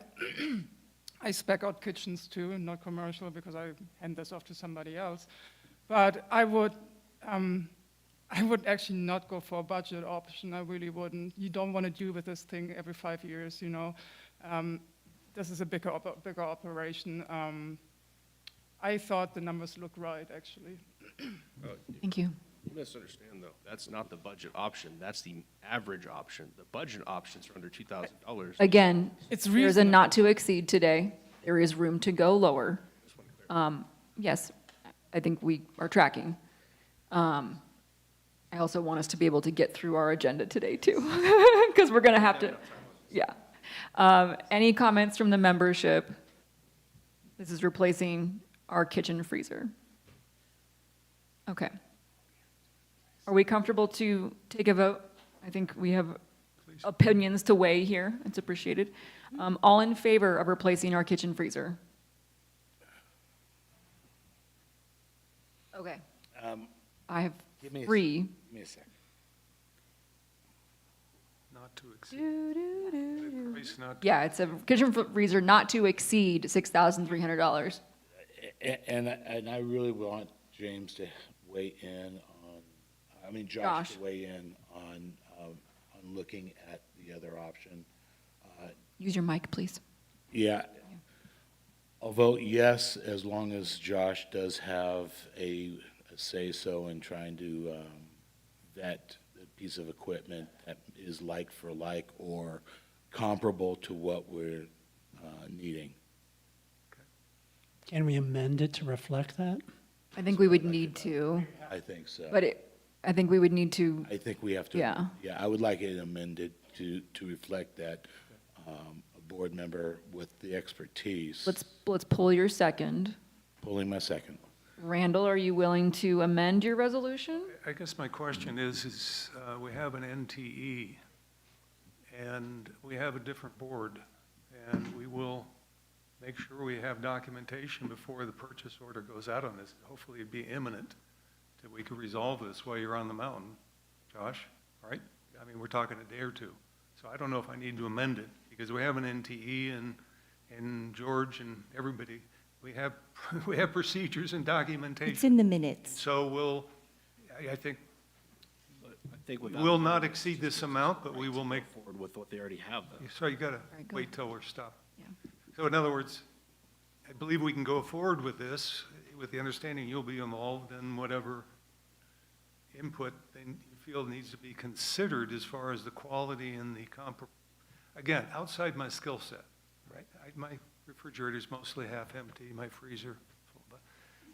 But here's what I You want, have but the here's what I want to get expertise, to, but here's and- what I want to get to. And let me, again, I think we set up a structure here where you're going to get your chance to talk to people who, and share your expertise, and if there's a better deal, I'm happy for it. I just don't have the skill to know what that would be. I would just like these represented with other options, and I'm more than happy to help with that, whatever capacity I can. But I'm uncomfortable just going through with this and saying, oh, you have up to $6,000 to spend, because you give somebody $6,000 to spend, typically they spend $6,000. Not here. Nope. I mean, didn't we just replace it? Well, I'll get into that a little. So here's, Again. we have a couple options here. We can vote for it as is, it's a not to exceed, and then we give that go-ahead to our management, and Josh, you can weigh in with them, give some insight on what they're selecting, but they are cleared by the board to spend up to $6,300. Or, and you're welcome to vote that down. We're, again, a team of 9, we might not always be in agreement. And this is also Randall's resolution, so there is some ownership there, championing the process. If Randall would like to amend his resolution, he has the right to do that. He also has the right to not amend the resolution, and he can ask for someone to second it as is, and we vote it as is. If it fails, that's part of the process. Randall, how would you like to proceed? First, I'm unclear of what you would say in the amendment, but before that, I'd like to say I happen to know our general manager's skill at finding the best price. Same. Relentlessly. I think the word is out there, so I have great confidence that what Josh is saying will be addressed intelligently and be responded to appropriately. And if there's a way to save 1,000 or 2, that James will, and get us something that will function and last, and we don't have to wait back order for 3 months. I mean, there's timing issues here as well. Yep. I'm totally comfortable that this NTE is not an opportunity to spend whatever people want. It's going to be looked at very critically. So again, I don't know what the amendment would say. Right, but Sean, would you want to keep your second, or would you like to have someone else step up and second Randall's resolution? No, I'll keep my second. Randall just made a very valid point that James is spearheading the purchase of this, I'm assuming. And I do know his history of really grinding, every penny out of every vendor. So I am confident that he will look at the other options that Josh is discussing. And that's something I would like just to have happen. Just if he sees something that's comparable as $2,100, and it fits. You'd be the first one to champion that He would be savings. the first one to Yeah. do it. I mean, Yeah. I want And I to feel partner co- with and I you, feel Josh, comfortable knowing with that that. you got, you know, the I experience. just don't, I don't want to I definitely don't want to lock him in at a $2,100 fee expense either, you know, because then all of a sudden now he can't look at any other range. So, Okay, we'll keep your second. I'll keep my second. All in favor of the resolution as is, replace the kitchen freezer not to exceed $6,300. I just have a quick question. If we don't do this, and I suspect we'll have the same debate on the other kitchen items, are you gonna, the kitchen is gonna be dead in the water without equipment, is that? Yes, That's right. because we actually had tried to get these on the agenda last month, and we had an issue with just workflow and timing, and I was about to pull a Hail Mary and call for a special open executive meeting to commence at 2 o'clock last month, just to shove these through and pull an all-nighter, building the resolutions for these with Randall's help. And Bob was like, I can squeak through one more month, but please don't screw me one more month. So time is of the essence now. I don't really want us to be putting our staff and our consuming restaurant members through any jeopardy here. But yes, we are kind of at the end of our time frame. Okay, so with the understanding of James's negotiation skills and eye to saving money. Okay. All in favor? Yes, Josh? Sorry, not to beat this to death, but my understanding is there's only one of these are currently out of service, and the other two can sustain for a little longer. Maybe we get the one dealt with that's out of service right now, and then push the other ones till next month. Where we can They're different All of things. these are resolutions. They're different resolutions. Right, but all the resolutions read exactly like the one I just talked about. So all of them. And we will hopefully have a more truncated conversation of directors weighing, do they want to challenge us further? And potentially, again, the mechanism here exists for all of us to be able to kind of weigh in on the situation and sync up as a team to execute on something. So if no one seconds Randall's next resolutions, they will get kicked back. There's mechanisms here to go through this process. So which refrigerator needs to be replaced right now, Randall? And which Let's go through each resolution as we come to them. This is the kitchen freezer. Randall's resolution, replace it not to exceed $6,300. All in favor? I have Randall, Sean, Mark, Andrea, Carolyn, Doug. Okay, are you going to abstain or vote no? I'm voting no. I'm sorry, I'm not in favor of this because I don't like the ability to spend that much money. I'd like to see this revised. That's fine. You have every right to do that, like, by all means. Sorry, Randall, I know you put a lot of work on it. By the way, is a aside on record, I'm happy to hear your opinion. And I have no, I mean, I put these resolutions together at the request of management who needs equipment. So we want to get what's right, and if in the time crunch we're in, we can get a little more information, I think it's great to have a board that speaks up with different perspectives. So not a problem. And I think it's important because this is a relatively small item, but we have to be very diligent in expending the members' resources. We have a $250,000 piece of equipment that's sitting in a garage. And, We're going to run through this a little quicker. We might need to take a short recess in a minute with our baby attendants, but let's move to the second one, please. All right. Third one, actually. Okay, second one is simple in that this isn't even in the reserve. Just read it, if you don't mind. Or at least read the header so we know what we're talking about. Just took all the time I would have taken to do my intro. Go ahead. I'm just saying because of the discussion, we will have this more often because of the current economy and replacement costs and labor, especially in things, everything's all this. We have a 5,000 minimum for the reserves. Anything under that is not there, comes out of operating budget as repair and maintenance. But because of inflation, especially recently, we're going to have many more items coming up where we're finding the replacement cost is now higher than what we had. And so this, okay, Director Randall Gates moved the adoption of the following resolution. 0309-2025, add kitchen refrigerated prep table to the reserve study with an estimated replacement cost not to exceed $8,000 and a remaining useful life of 0. And actually, it's our policy not to include equipment with replacement cost of less than $5,000. It was not included in the reserve study. I'm not reading this verbatim. It's really as submitted. I'm just highlighting it to cut to the chase. It's 10 years old and is unable to retain a consistent temperature and is no longer effective to repair. Again, I'm not the expert on refrigerated prep tables. This is management's decision, and their evaluation has been done properly according to procedure. The replacement cost for refrigerated prep table is estimated not to exceed $8,000. Resolved that the PMC POA Board of Directors approve this resolution 0309-2025, adding the Condor Cafe kitchen refrigerated prep table to the reserve study with an estimated replacement cost not to exceed $8,000 and a remaining useful life of 0. Do I have a second? Second. Thank you. Again, as a comment, this is adding to the reserve. This is not spending money. It's just saying it needs to be reserved for.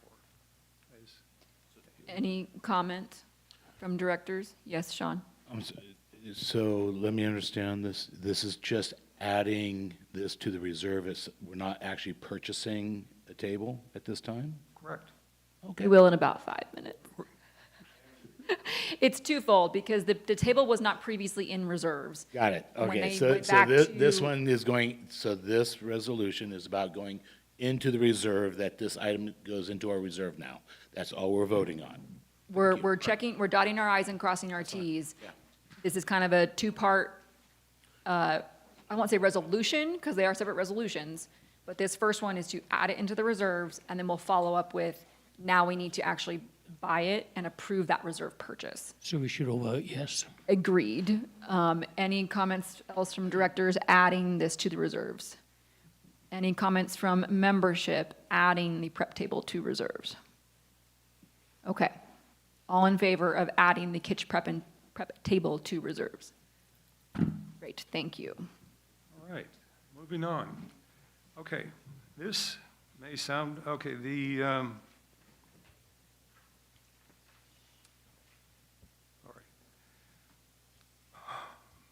I, Director Randall Gates, move the adoption of the following resolution as submitted. This just happens to be the refrigerated prep table that was just added to the reserves. Anything in the reserves has to be approved by the board for spending, period. That's why we have the 5,000 cutoff, so that we don't have to approve an unending minutia. And so, again, management has done their due diligence. George's whole policy around reserve use is documented. You have it. If we want to have the same understanding that this, again, I understand it's over 20 years old, multiple repairs. I've talked to Bob, but I don't know if we've been cited on this yet, Bob? With the health department, we have? Okay, so it's another time-sensitive issue. My recommendation would be to defer to what we kind of agreed to, which is the grinder-in-chief over there. No, I say that with great respect. Me too. You have, Sure. I'm not sure the members know all the money you've saved. An asset here. Yes. It will not, if you have time, Josh, in this weekend when you're up here to caucus with these three, I'm comfortable if you can find a better value, it will be the one that gets purchased. Can we get a second for this resolution? Second. Sorry, we didn't get a second. I thought we did. That's the one piece of the formality allows us to kind of check those pieces there. So you do Sorry, no, I resolve. apologize. I thought I Madison. heard- Second. Madison, second.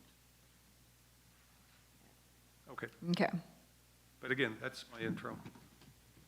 Any additional comment about purchasing a kitchen prep table not to exceed $8,000 from reserves? Same as before. Thank you. Okay. Sean? Yeah, I think what we also have to realize that if we don't do these things, if we don't purchase something at this time, we will be closing down the restaurant. that's just the alternative, because if you cannot have, you know, if all of a sudden health department comes in and they'll close us down. It's not that we will have to close it down, they will close us down. But again, I definitely see the concerns that Josh has with the costs. I had the same issue with the street sweeper, and I was very, very adamant about not spending that kind of money, and the previous administration turned their back on me, and I was an expert. And I don't want to limit our abilities when we have an expert here and on both sides of me. I have two experts that know kitchen, know restaurant. So I definitely want to rely on that asset to give us help and give James the help that he needs to finalize this, this process. And again, I would love to see it under the $8,000 cost, and I'm sure we can reach that. I'm sure that we can do something that, and I'm very confident that, that they will do that for us. Any other comments? Just to comment on Sean's comment, I'm not sure of anything other than we have a grinder in chief and we have some people with experience. And what I'm sure of is they will come to the appropriate conclusion. Absolutely. Any membership comment, purchasing prep table? Okay, directors, all in favor of purchasing kitchen prep table not to exceed $8,000? Okay, Randall, Sean, Doug, Andrea, Madison. Mark and Josh, would you like to abstain? I'm going to vote no, I'm sorry. Or vote no? I abstain. Okay.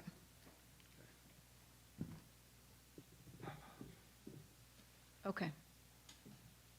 Resolution carries. Okay, this one's short, I'll read it. Hold on one second, Randall. Need a break? Does anyone else on the board need a bathroom break? We might just I have, just want to go out and look at the weather, but that'd be no. I don't want to slow our roll here just because of me. Yeah, Because I I can could use a have, break. okay. I do. Let's take a quick 7-minute recess. Set your watches. Yes. And we'll potty break and feed the baby.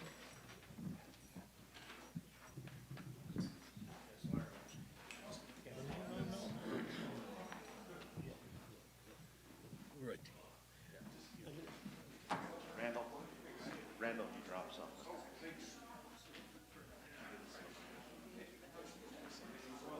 Thanks, I'm feeling well. Hey, wait, that baby's not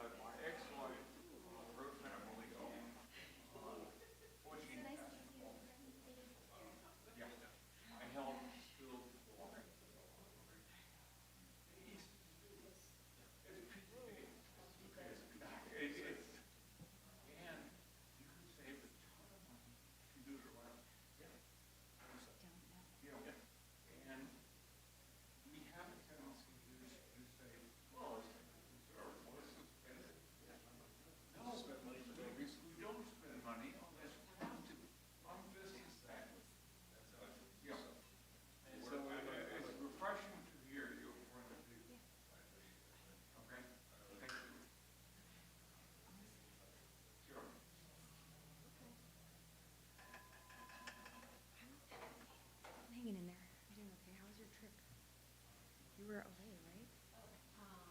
Were you? No, I thought you were at home. I thought Sarah was watching her cat. Oh, yeah. Oh, nice. Okay. Oh, fun, okay. Wasn't We have to follow the process. We have to respect the process, and we have. Yes.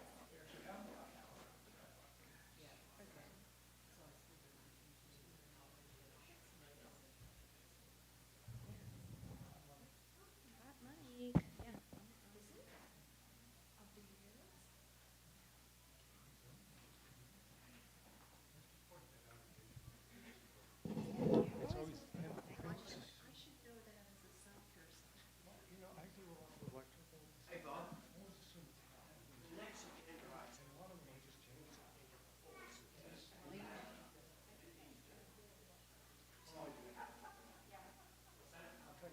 Wires at electric.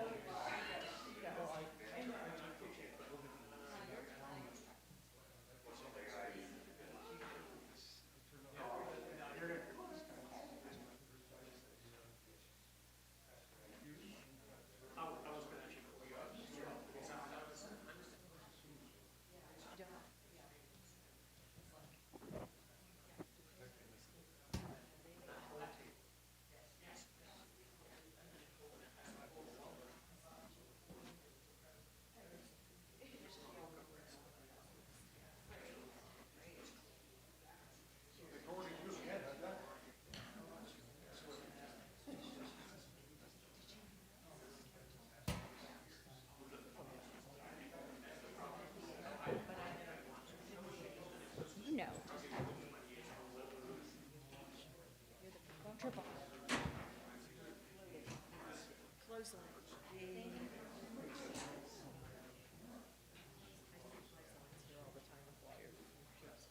Not great.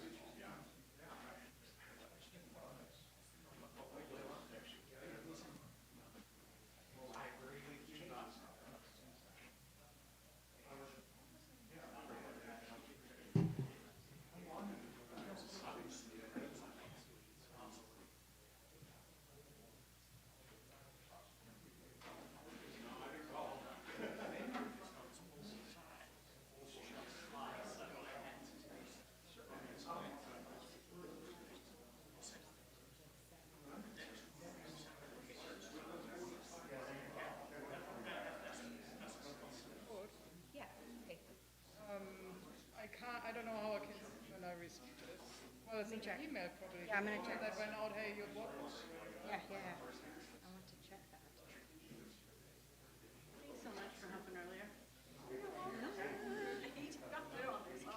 Board book.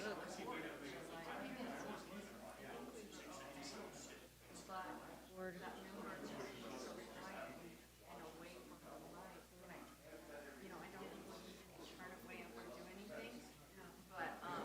Yeah, it's just, I did that with my computer, the post office one time, I like moved it back, and I accidentally hit the off button. Right. Why is it not working? So that's, yeah, that's why I was looking at that. Yeah. I do. And I got, so that's why I wasn't touching it.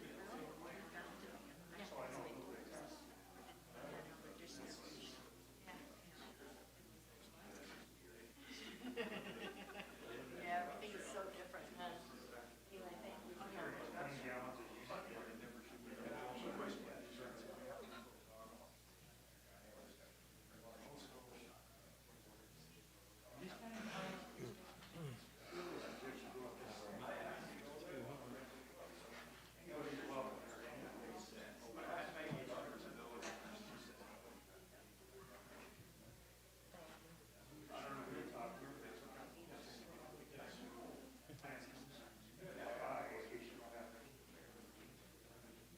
Better than buying 5 of them.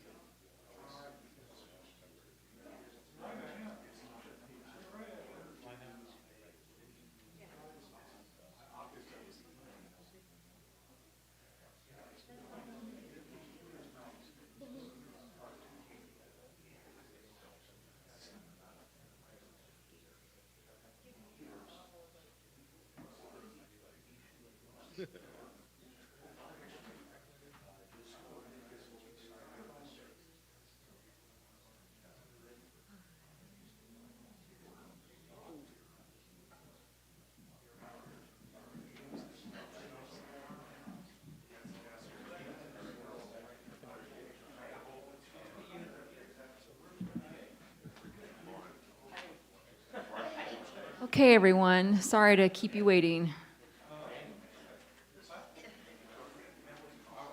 Oh, it was like 12 minutes. Not how I want to run these usually, but we're short a vice chair. And I don't want to totally overload Madison right now, so, okay. Thank you, Mark. Josh, if you can find your seat for me. Got Sean in the room. Okay, and thank you to our members who are holding on with us today. Oh, it's appreciated. Okay. Let's pick up where we left off. Randall, this is number 5. I guess this is my. Partial replacement. Partial replacement. I, Director Randall Gates, move the adoption of the following resolution as submitted. What we're talking about is a portion, I guess, of the automated watering system for the equestrian center, which is not functioning. Partial replacement of reserve item 571. Resolve that the Board of Directors approve resolution 509-2025, partial replacement of a reserve item, equestrian water system not to exceed 10,000 from our reserve fund. Do I have a second? Thank you, Josh. Discussion. Yes, Mark. Thank you. And then I don't know a thing about horses, but I did have a chance to speak with the horse's arse over there. Pointing at Bob Wyatt. I hope Bob didn't hear what I just said. But he did explain to me what it was for. And Okay. so I wasn't sure at first about throwing more money in that department, but Gotcha. I think it's necessary. Okay, thank you. Sean, I saw your hand too. Yeah, I was just going to ask if Bob Wyatt would like to comment on this for us so that the board has a real understanding of what is needed. And so the online viewers can hear the wisdom Yes. of the horse himself. Do we have somebody come in that could speak to that, or? No, thank you for your confidence. Yes, the reason it's a partial replacement of this system is because we're cobbling with parts from functional units, approximately half of the total number of units, to keep them operating and using the salvageable parts. The second step of this will be the half that are being replaced are going to be sold at surplus or whatever to try and recover some of the money. The function of these, it's an automatic watering system for the horses that it saves time. We've got staff that would have to water 30 horses by hand a day carrying buckets, 50 yards from the nearest hose bib, and everything's not very efficient. These units have been time tested. They're a proven brand that we're going with. We did shop for the best price on them. The function that we have trouble with most of all is the integral heaters in the units that keep them from icing up during the winter are failing, tripping the electrical system and everything like that. I've had the electrician up there to determine it wasn't a fault in the electrical system. It is a fault in the majority of these heaters. As Josh and I were discussing, he knows fortunately a little about horses himself, being raised on a horse farm. But so the function isn't in the electrical circuit itself, it's in these heaters, so we need to replace those. That's about a third of the purchase price of the entire unit. So again, having exceeded their remaining useful life in the reserves and having our purchase prices meeting after a national search, we're doing pretty good on the purchase prices. She got a deal from her supplier that beats anything that I could have got from my people, and he's throwing in shipping and everything else. The reserve was, if I'm not mistaken, it was 20-something thousand for those. We're going to be in these about 9,000 with the volume break on these that we got. We met the minimum volume price, free shipping, all that. I think he's absorbing the tax and everything. Anyway, it's about the best deal we could get. We're only replacing half, and we're cannibalizing some to keep the remainder of the system working, and then selling the housings at a surplus. It saves. The access for these is on the lower. The units are about half the size of this podium, and the access is down on the lower. So to keep our personnel from having to kneel down in the ice and snow and get in there and reset these breakers and everything, it's just a better deal. That's why we wanted to get it done before winter. Incidentally, there's not an exceptional push that they're not working, because we've been keeping them working on a wing and a prayer, much like some of our other equipment. But it's just a seasonal thing that we'd like to have them in before winter. Awesome. Are we Thank you, going to do Bob. the, Any other questions? Yeah. are we going to do the is it going to be done in-house? I'm sorry? Is everything going to be done in-house by the plumbing? I'm unclear on the definition of everything. Well, Plumbing. Our installation and everything? Yeah, the electrical repairs are going to be done by Ron Soggy, a licensed electrician. I won't use anybody that's not licensed for electrical. We can't, our fire insurance can't stand that. So we will be using the licensed contractor for the minor electrical repairs. I think they total about $1,300 at my last to repair the electrical system. And to get those breakers out of the moisture-laden area and up into the circuit panel where they belong, the circuit box where they belong, so that they can reset them at the circuit box instead of kneeling in the mud and them getting all wet. So that's being done by a licensed contractor. The rest of it, and one of the considerations with buying these units is they fit the bolt pattern in our existing concrete anchors. So it's more or less bolting and unbolting, and then minor plumbing, yes. and I also And that'll understand be in-house. Josh was on track to be a jockey. I heard that. The Yeah, he's the elephant, right size for that. the elephant races, right? He says, Yeah. Okay, Sean, I see your hand. Yeah, real quickly, the NTE is $10,000. Does that include the labor and electrical, and is that the whole ball of wax? No, the electrical's a separate bill. As I said, I think that's Okay. about $1,300. That comes from our maintenance budget, Okay, and then this is in the equestrian budget. okay. So in total, are we looking at approximately $15,000 for? No, the whole thing? approximately 10,400, I believe, is the total, counting that from the other budget.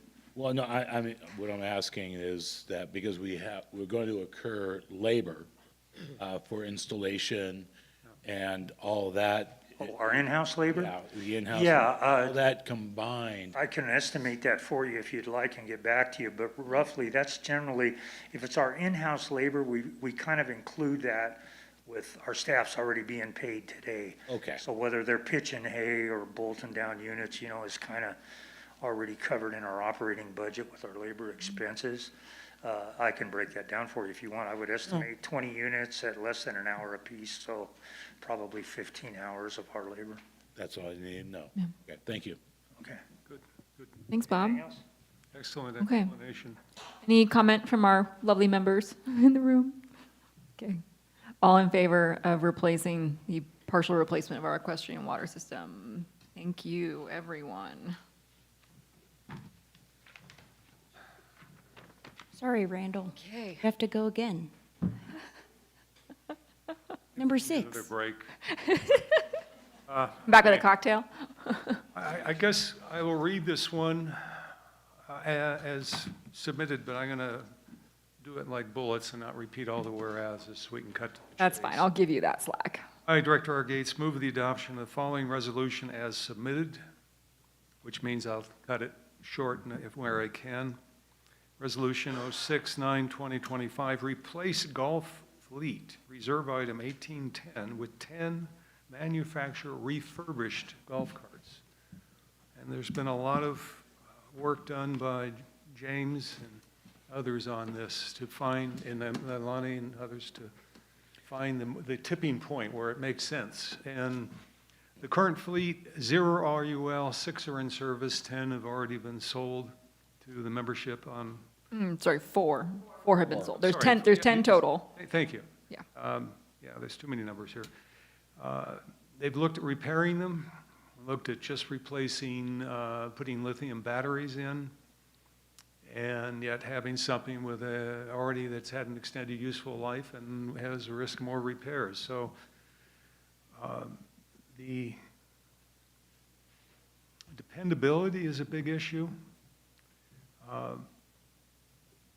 These are refurbished, and it turns out that's what we had to begin with, correct, James? Yeah, 2012. So again, the like for like scenario, sometimes the history is not always there. These are refurbished, we're replacing with refurbished. Sean's holding up his hand with 5 fingers. 5 year? Is it a 5-year warranty on these? I wasn't getting, okay, yeah, I these wasn't are sure. warranted by the manufacturer, correct? That's, Anything, James, before I go to the, I guess let's get it out here and have a second. Yes. Maybe we Second. can elaborate Hold on it. on, he's not done. Resolve that the PMC POA Board of Directors approve this resolution to replace the golf fleet, a reserve item with 10 manufacturer refurbished golf carts not to exceed $45,000 from the reserve fund. second. All right. Thank you, Sean. Any further comment, Randall? Or did you want to Well, have James speak to it at all? I believe these are warranted and completely reconditioned, if not moving parts all replaced. Actually, Sean? Yeah, they're refurb, they're essentially brand new. The lithium batteries will have about a 6 to 8 year life on it. From the previous 10 carts, they're 2012s. The previous management had just elected to replace the batteries with lead acid, brand new ones. And lo and behold, they weren't maintained. So besides the batteries, the money invested in the batteries that weren't maintained, besides that, there's been a fair amount of damage on a lot of the carts. We had 4 broken carts for a year. I learned that after my 2nd month. And they've been sitting there for a year, so we sold those 4. Non-working, I mean, broken chassis, you name it, all kinds of stuff. And we got about 1,200, I think, for those 4, so pretty good. To also keep in mind, by replacing the fleet with 10 lithium, you get about 50 miles out of them a day. The problem right now with the 6 working, if you look at that aspect, how come we're replacing 10, not just 4? The 6 that are working, they last maybe 1 round. If you don't get it in the morning and you want to play some golf, you got to wait till like 2 o'clock. Hopefully it's charged. So you know, there's some lost revenue there, not a lot, but, you know, revenue loss, you know, is still bad. But the reserve fund of 45K is listed as replacement of 5. So the previous goal would have been just to replace 5 and spend like $8,000–9,000 on them. You know, I mean, these are good carts. We have replacement wheels. We have replacement parts. It's the same cart, and it just made better sense to replace 10. We'll get a longer, you know, a 6, 8, or longer RUL. And then at that point, we pick up and better manage replacements, you know, as needed. And that's kind of it. I mean, you know, considering maintenance, battery longevity, you know, having lithiums, and essentially going with the same cart to kind of keep, you know, take advantage of what we have, you know, in-house for repair. That was my recommendation on this particular vendor. What I would add to this is that in addition to the 4 carts that we sold closed bid, we have 6 more that we are going to be selling as well. That's going to further offset, because the quote from, is it Cartmart? Yeah. Theirs is a few thousand above our reserve not to exceed. So by selling our old carts, we're able to come in within our reserve allotment and not have to do any additional spending there. Yeah, and I'd like to point that out because I keep mentioning there are policies that are being followed now with reserve use. And one of them is, if you're, even to mention the sweeper again, if you have to replace one, then we need to know the salvage or trade-in value. Factor that in. Yeah, so again, these have all followed properly in the procedures and Yeah, it's been I great to see. should add exhaustively because I know how hard James worked on getting this. And Leilani too. Leilani, sorry. Yeah, yeah. Any other, sorry, we'll go down the line here. Josh? I'd just like to say great job on this. You guys smoked this one. Finding a lithium golf carts for this price point is unheard of. Yeah. Yeah. Which is entirely amazing. I mean, I don't know if everybody in the audience knows, but have you looked up a lithium-powered golf cart? You're looking at the $12,000 to $15,000 range for a basic one, on up to $40,000 for a really nice banging one. And you got this fantastic. This is going to dramatically change how they can conduct business down there. Fantastic. Cody, the golf pro, really secured this vendor. He's got a relationship with them. So. Great job to Cody. Did we get more of a discount? Hold on. Sean, you had your hand up. Yeah, a couple of things. Number one, yeah, great job. Cody and James and Leilani, fantastic work. I think that we really definitely have to point out that maintenance is going to most likely start taking care of these types of items for us as well, so that they will be held to a higher standard of cleaning and maintaining. We have a 5-year warranty on them, I understand. I know that my golf cart, I just put a lithium battery in it, and they'll last 10 years maintenance-free. So we don't have to rely on hours of a employee making sure it has the proper water, making sure it has the proper charging. All that stuff is going to cost us less overall. So, you know, we're saving money, hand and foot, and I'm very excited about this particular deal, myself personally. Doug, your comment? No, based on volume, didn't we get a better deal? Yes. Based on Based on volume, did we get? It was 4,100 a cart. So, I mean, our first quote was, you know, we looked at all the different options. I mean, upgrading the 6 that we have, you know, the 4 that we previously had, there was a no-brainer. There was no repair on those. But upkeep and maintaining the 6 that we had, putting lithium batteries in there, and if you buy lithium batteries, there's variances in the prices, but it's not cheap. But yeah, they just held the price, and they're literally the $1,000 for shipping, the freight. They're trying to help us out. When they have something coming this way, they're gonna throw ours on there and try to help us on freight too. So. And I don't want to muddy the waters right now, but for future reference, we could shout out to the members.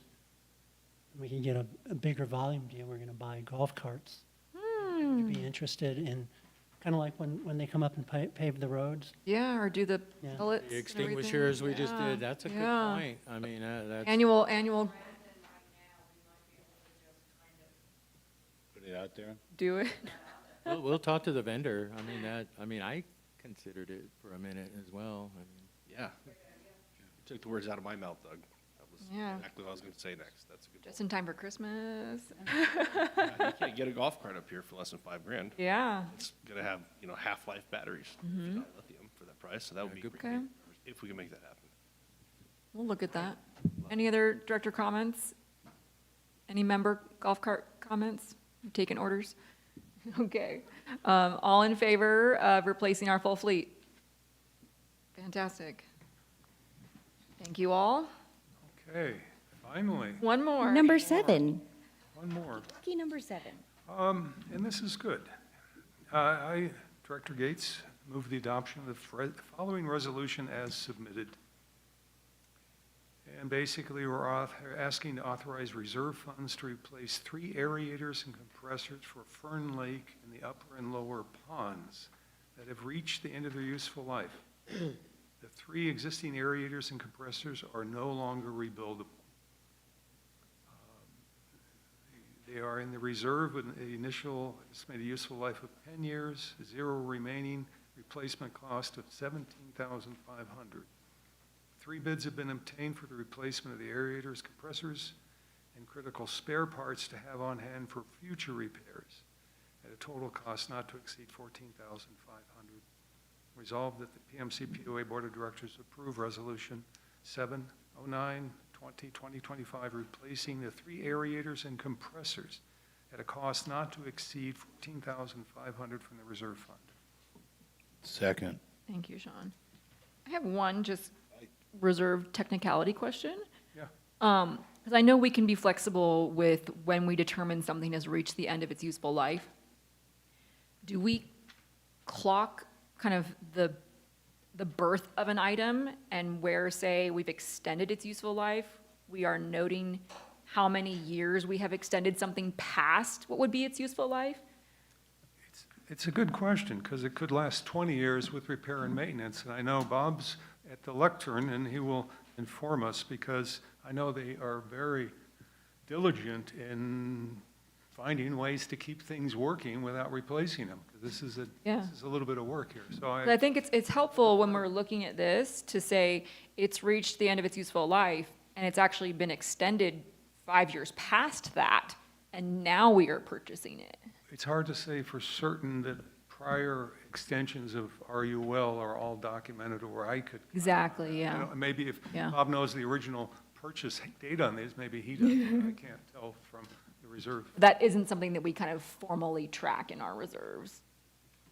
No. You, Bob Wyatt. Yeah, in the past, Director Bennett, no, it hasn't been tracked in the past, but as you know, Randall and George and myself have reviewed the reserve study for months now and been amending it. There's been over 1 million reserve alleviated, as well as, but as to your question of the tracking, George's new spreadsheets show our alterations, and those will all be submitted to the board for your review soon.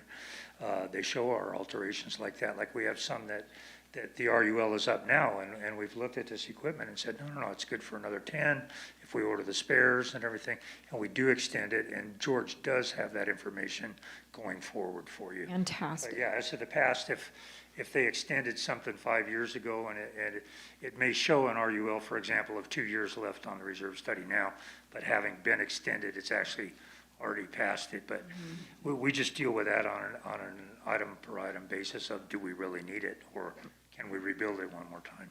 Great. Any director comments for the pond aerators?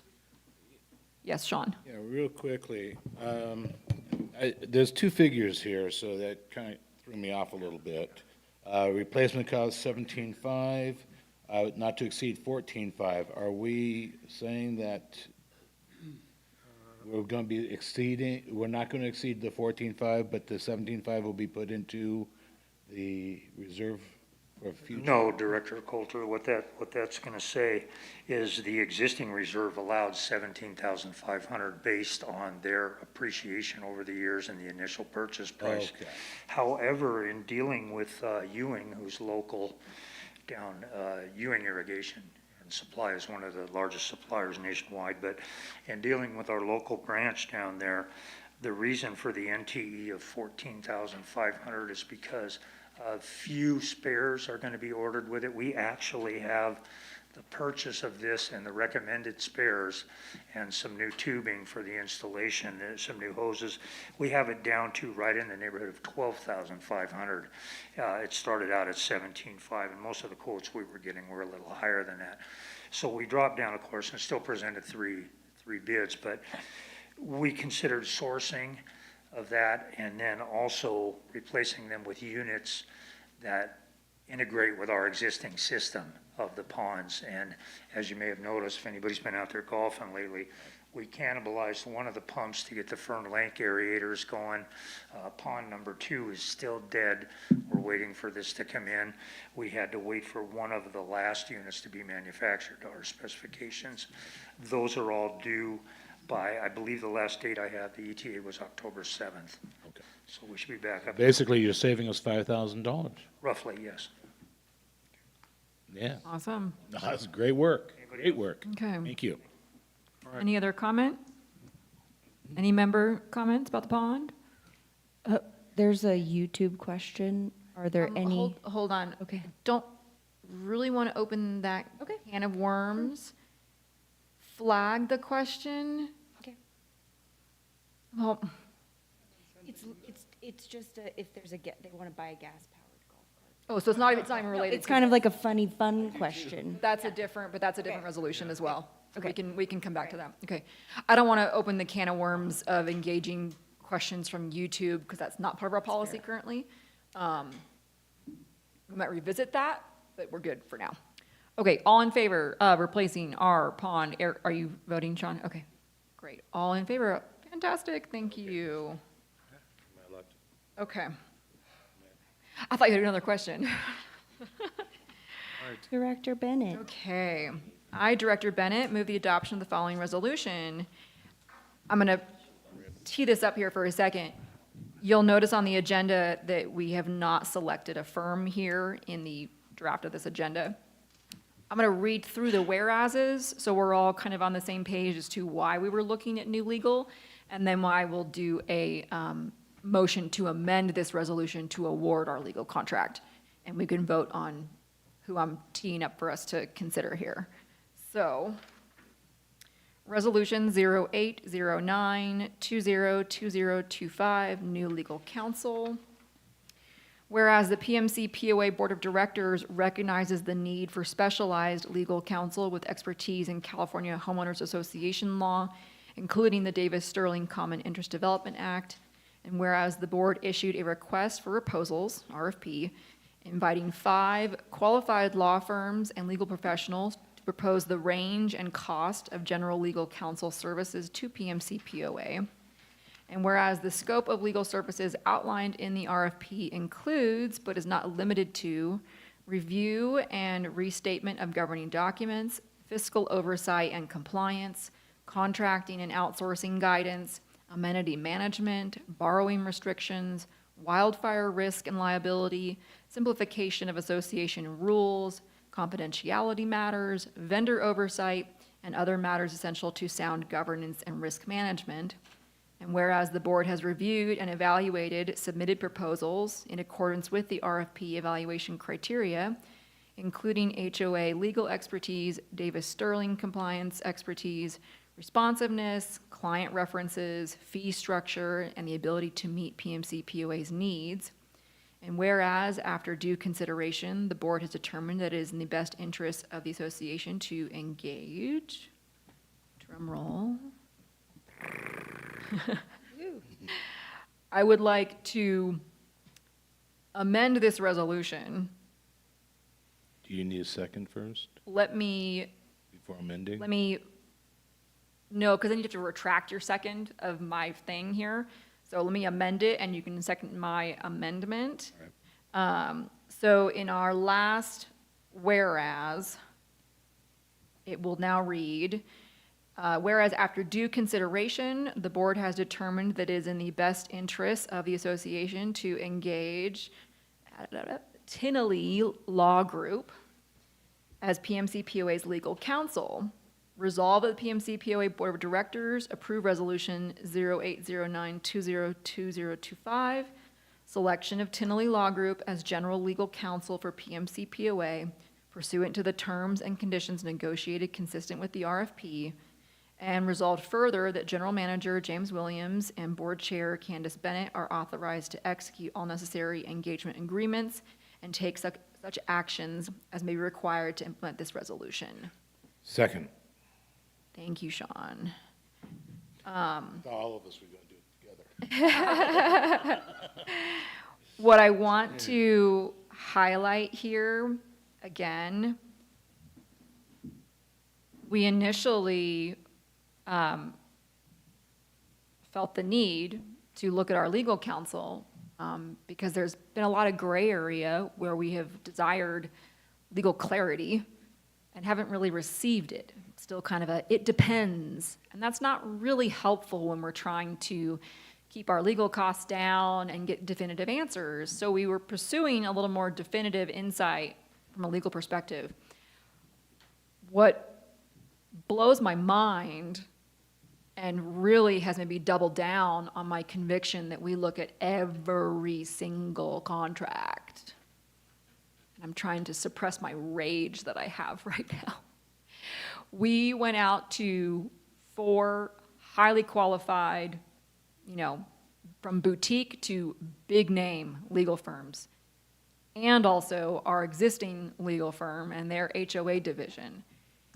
And the 4 new firms we talked to, all beautiful services, highly qualified, very, very much in the same wheelhouse of what they offer and their caliber, and also similar pricing, retainers, attorney fees, associates, all of that. You really couldn't go wrong with any of those 4.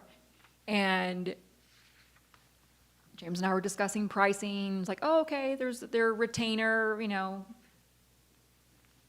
this amount. I'm like, okay, well, our current retainer is a little more than double that. That's like, we should be doing better than this. Drum roll. Our current retainer is a monthly retainer. These 4 firms operate on an annual retainer. So it wasn't that we were paying, double over here.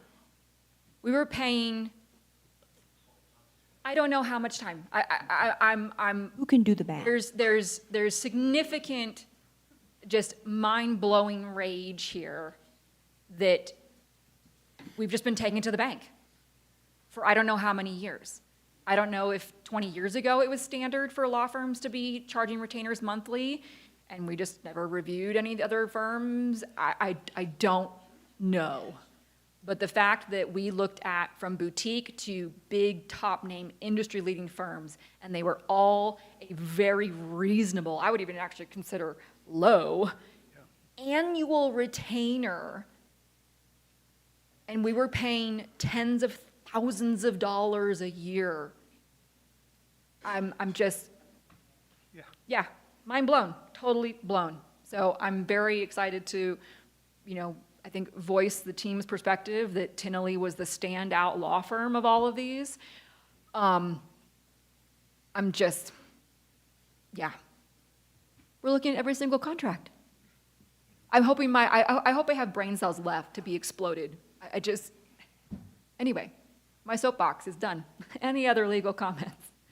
Sean. Yeah, I'll be honest with you. I was really on the fence on what law firms to go to because I was in the meetings listening to every single one of our law firms that we were looking into, and they were just unbelievable. I mean, it was a really hard decision for me. I believe that that this board has made a very strong choice with the new law firm, and I'm actually appalled at what our previous law firm was actually charging us. It is appalling. And so I'm very excited about the future on this one, very excited. Any other director comments? What I will highlight in the selection of Tinley, and we'll see this kind of down the line, is that they have within their kind of suite of companies, is they also deal with elections, association elections, and collections. And so we have another opportunity here to, again, look at both of those services for us and say, okay, we could potentially save even more by bundling and ensuring that our legal counsel is talking to the other hand in a lot of these situations where prior our legal firm was calling inspector of elections and we were getting billed for those calls, you know? So I'm hoping to see even further savings by having a kind of all in one house law firm be able to service us across our elections and our association claims. So I think there's great potential there. And then they were also a standout just in their customer service. It was very personal with James reaching out, speaking to the senior partner versus some other firms where it was, you know, talking to an associate. So they definitely rose above the other 3 or 4 in their relationship with their clients, which I think is appropriate for us.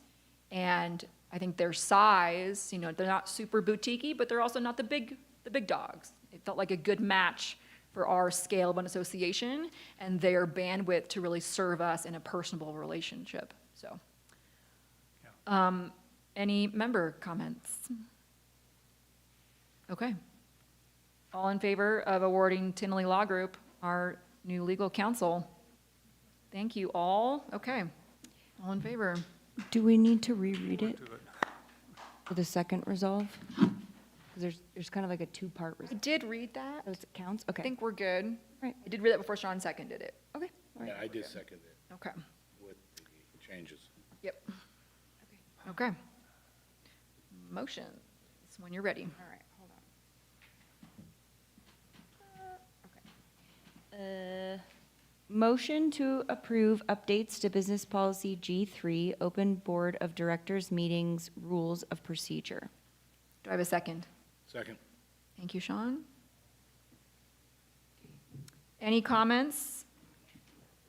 This changes our agenda language, you know, the verbiage that Madison reads for our introduction, our members' open section, the director's forum at the end.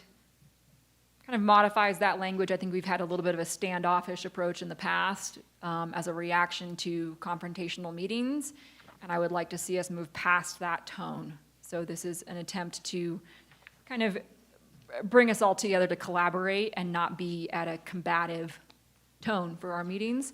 And then the additional piece that we've added in is a acknowledgement in the first section with approving the prior month's minutes, is acknowledging that steps from those minutes in that prior board meeting have been taken.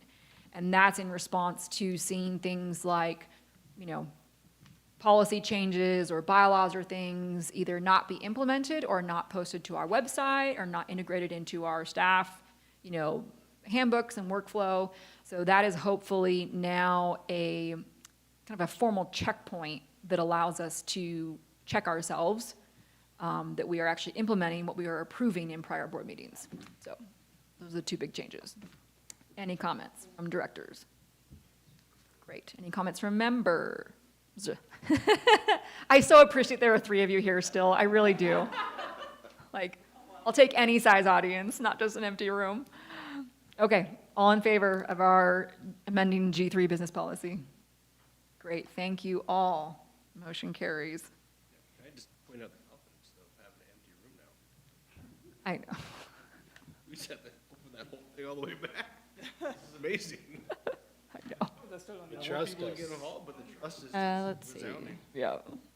We Okay. have Next 20 one. 24 people are online. Oh, I appreciate our online viewers. Yeah, You know, you don't have Right. to stay in front of a computer on a Saturday, so it is Yeah. appreciated. exactly. Okay, let's keep rolling. All right, motion to approve the updated governing documents committee charter. Second? Thank you, Randall. Any director comments? Governing Docs is doing a great job, you guys, to bring this committee into really a team collaborative mindset and to also adapt to kind of the modern times and be able to really serve the board in a supportive manner. So I'm super excited to see what this committee is doing. Okay, member comments on governing docs? I think we're good. Thank you, guys. Okay, all in favor of approving governing docs committee charter? Carried. Great, thank you all. Motion carries. Motion to approve the updated planning committee charter. Do I have a second? Second? Thank you, Randall.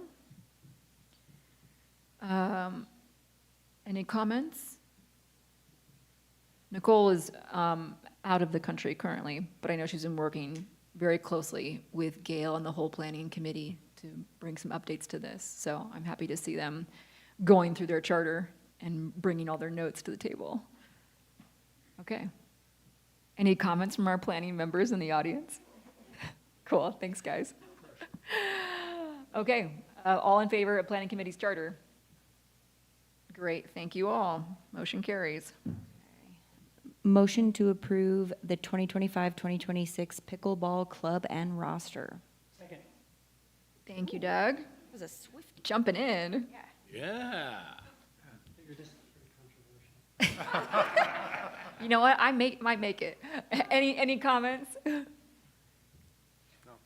My only note that I have, and this is more just for our internal process, I don't want to beat a dead horse with getting our clubs to resubmit. There's still a little clunkiness in the roster here of who is a member versus non-member.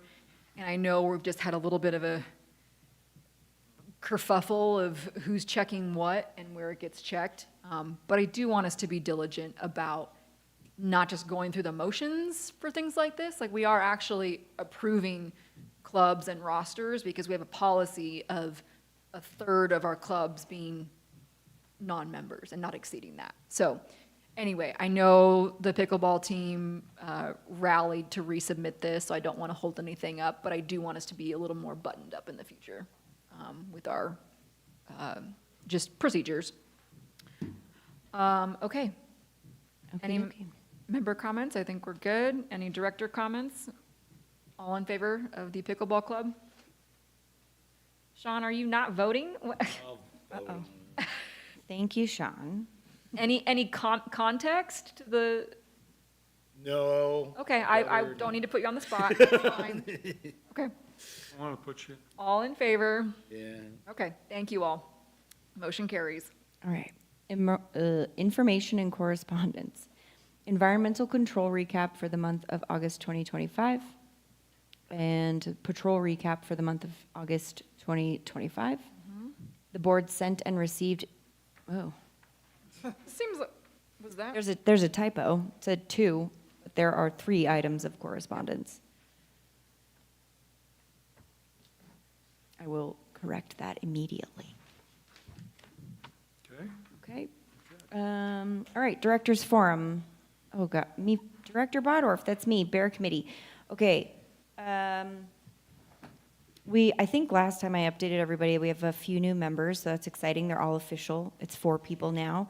We elected new officers. We're working a little more closely with Patrol to collect data on bear behavior, bear break-ins. We submitted a sheet for them to fill out, and then it turns out they sort of have a database themselves, so we're kind of merging those things or looking at both. We're starting our search for a volunteer bear ambassador.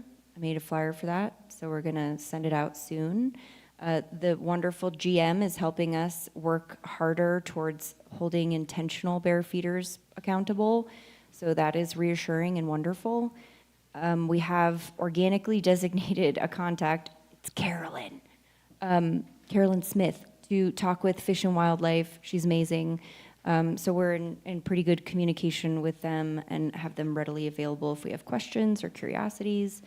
And we're going to be starting a campaign very shortly to send out email blasts that are specific to bear awareness, which will include flyers, reminders, research-backed recommendations, and articles that we find helpful. So have your eyes peeled for that. Awesome. Thank you.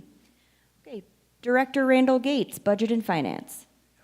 As I mentioned, due to our marathon of a legal Zoom review on Wednesday, the 5 o'clock meeting for Budget and Finance last week on the 17th had to be canceled and will hopefully be rescheduled. Other than that, there's a lot of new thought and innovation going on. It's taking time to give it legs.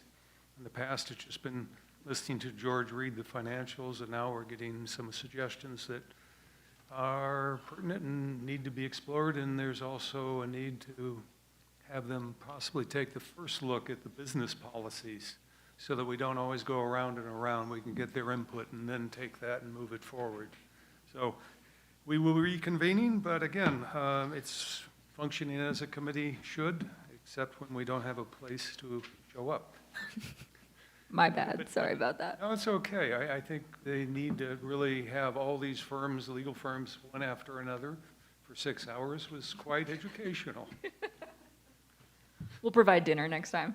So, yeah, there, again, needs to be rescheduled, but other than that, I think it's off to a good start. Thank you. Okay, Director Bennett, Communications. The big highlight from our meeting this month, this was the first mind-blowingness in the last 30 days. So we were, and I cried when I found it out, Diane Martell, who was chair of communications last year, the last couple of years, had done a significant amount of work to build out our member-facing.org website and provide a outlet that would tie into the sync system, which was the kind of member login side of things. And kind of our missing step to this was being able to redirect the old .net website to our new .org. And bless Diane's heart, there was probably 9 months of her trying to get through to North Star, our host of our .net site, to get this redirect done. And we finally hit a wall this summer where I was about ready to just give the finger to North Star and say, we're going to find another website. Like, if you can't help us, we're going to just completely detach from this platform. Like, we need some kind of assistance here. Thanks to Leilani, who's no longer in the room, she was able to find our contract from 2014 and get a hold of our sales rep. And we had a meeting with our North Star sales rep that essentially highlighted for us, we've been living under a rock for, how many years is that? 11 years? North Star is one of the leading platforms for HOA software management. They are a beautiful suite of modules and services for handling your association. And a lot of this falls under the contract we have with them. We've been paying for things that we're not using, that we could be using, that we should be using, that are fantastic services. For a nominal fee, they are going to overhaul our entire website, and we don't need 2 sites. There's no redirecting. It's all one beautiful suite, front-facing, member login, total interface with our amenities, the restaurant, the golf, events. They have an app that they offer as well for all of this. They have a new version of their app rolling out in the spring that we will probably take advantage of. I mean, again, just mind-blowing. Somewhere we got disconnected from them because this is a little bit of a tangent in the update here, but this is This is not just the prior GM. This is not just the prior board. When I joined the planning committee in fall of 2021, our GM at the time was tasking planning with researching, having a web developer come in and design a whole website for us. We partnered with North Star in 2017 for our website. So again, we're not talking to our service providers for some reason, and we're going off in these tangents of trying to find vendors for things. I mean, even last month, EP, Bear Committee, we're all doing research on mass text alert systems because that was something in sync. Well, we get off the phone with North Star. You can do push notifications through our app to all your members. You can filter your members by just your golf participants, by just birthdays. You know, like there's so much at our fingertips with this system. So what's super exciting, it's not a lot for North Star to come in and bring us up to speed across our entire contract, which is huge. They offer a beautiful suite of website designs. So the communications committee weighed in on what fits kind of the needs of our community, the vibes of our community. And we're going to pair those suggestions with what Diane Martell worked so hard on in our .org site and not lose the momentum she had there. And again, we'll probably 3 to 4 months before we can roll out a new website. What I want to add into this update from my opening report, we don't want to be kind of making too many fast changes and decisions when we're doing such a major overhaul. So one thing that we are going to pause and roll out after the website is done is the seasonal condor that we just approved last month. So instead of doing a redesign of that right now to hit November, we will wait for the website to be done, for that design to really be the cornerstone of our new kind of PMC brand. And then from there, let that design filter into the seasonal condor. That will filter into our email platform. North Star provides email templates. They provide the whole email system. We don't need to be farming it out to another provider. There's so many things here that communications will get to work on to really sync up across the association how we communicate with everyone, and it is super, super exciting. Yeah. So we will keep everyone updated on the website, timeframe. We will absolutely do like a town hall training for everyone to come in and see kind of the new way to interface with the association. We would do the same thing with an app down the line. And then once that is done and approved, we will then start with rolling out the seasonal condor and making sure that that, again, dovetails with our overall branding. So exciting times for our communications committee, and we're excited to just simplify and bring things into one wheelhouse. Awesome, thank you. Directors Coulter and Armand for emergency preparedness. Well, good afternoon, everyone. I'm in cyber world. and the last two that we have, thank you so very much for staying with us. Real quickly, I will do the emergency preparedness committee. We do have a fire preparation town hall meeting on October 11th that I would encourage everyone to come to. It is going to be talking about the FireWise program. We have experts coming in to help us with fire mitigation and the fuel reduction, things of that nature, but most importantly, FireWise program. The next thing I would like to tell everybody real quickly is after the next day, October 12th, we do have the meet and greet for everyone. And then thirdly, we have the Great Shakeout, October 16th. That's going to be a very strong thing. Our CERT committee has been working on it. Emergency Preparedness has been working on it. This is something that every member should know about, the Great Shakeout. We also are going to start showing that members will, so members are going to have an issue with the house maybe falling down, so they're going to have to camp out. So they should know about the supplies they may need in case of that kind of emergency. You would need to have a tent or something of that nature, so that's going to come into effect. The radio network has been doing tremendous work. James has done just unbelievable work, in my opinion. We have actually now have 300 members up here that, 300. You're on radios? Yep. Fantastic. And that's not going to stop us. We want more. We're going to be selling our radios here at the clubhouse at cost. And you can also get extra batteries, things of that nature, so we're pretty excited about that. When they come in, I encourage everybody to come in and get a radio, because that's going to be our main source of communication if we have an earthquake, fire, snowmageddon, anything of that nature. The emergency preparedness, I got to tell you, we definitely need some volunteers to come in, and I really am trying to encourage our youth to come in and really get engaged with not only Emergency Preparedness Committee, but also with Red Cross and with CERT. We really could use a nice, strong back if there is an emergency. CERT had done a fantastic job last month.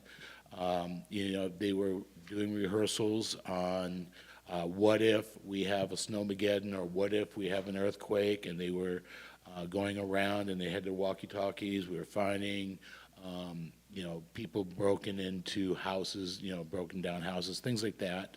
As, that was their MO, is to really rehearse.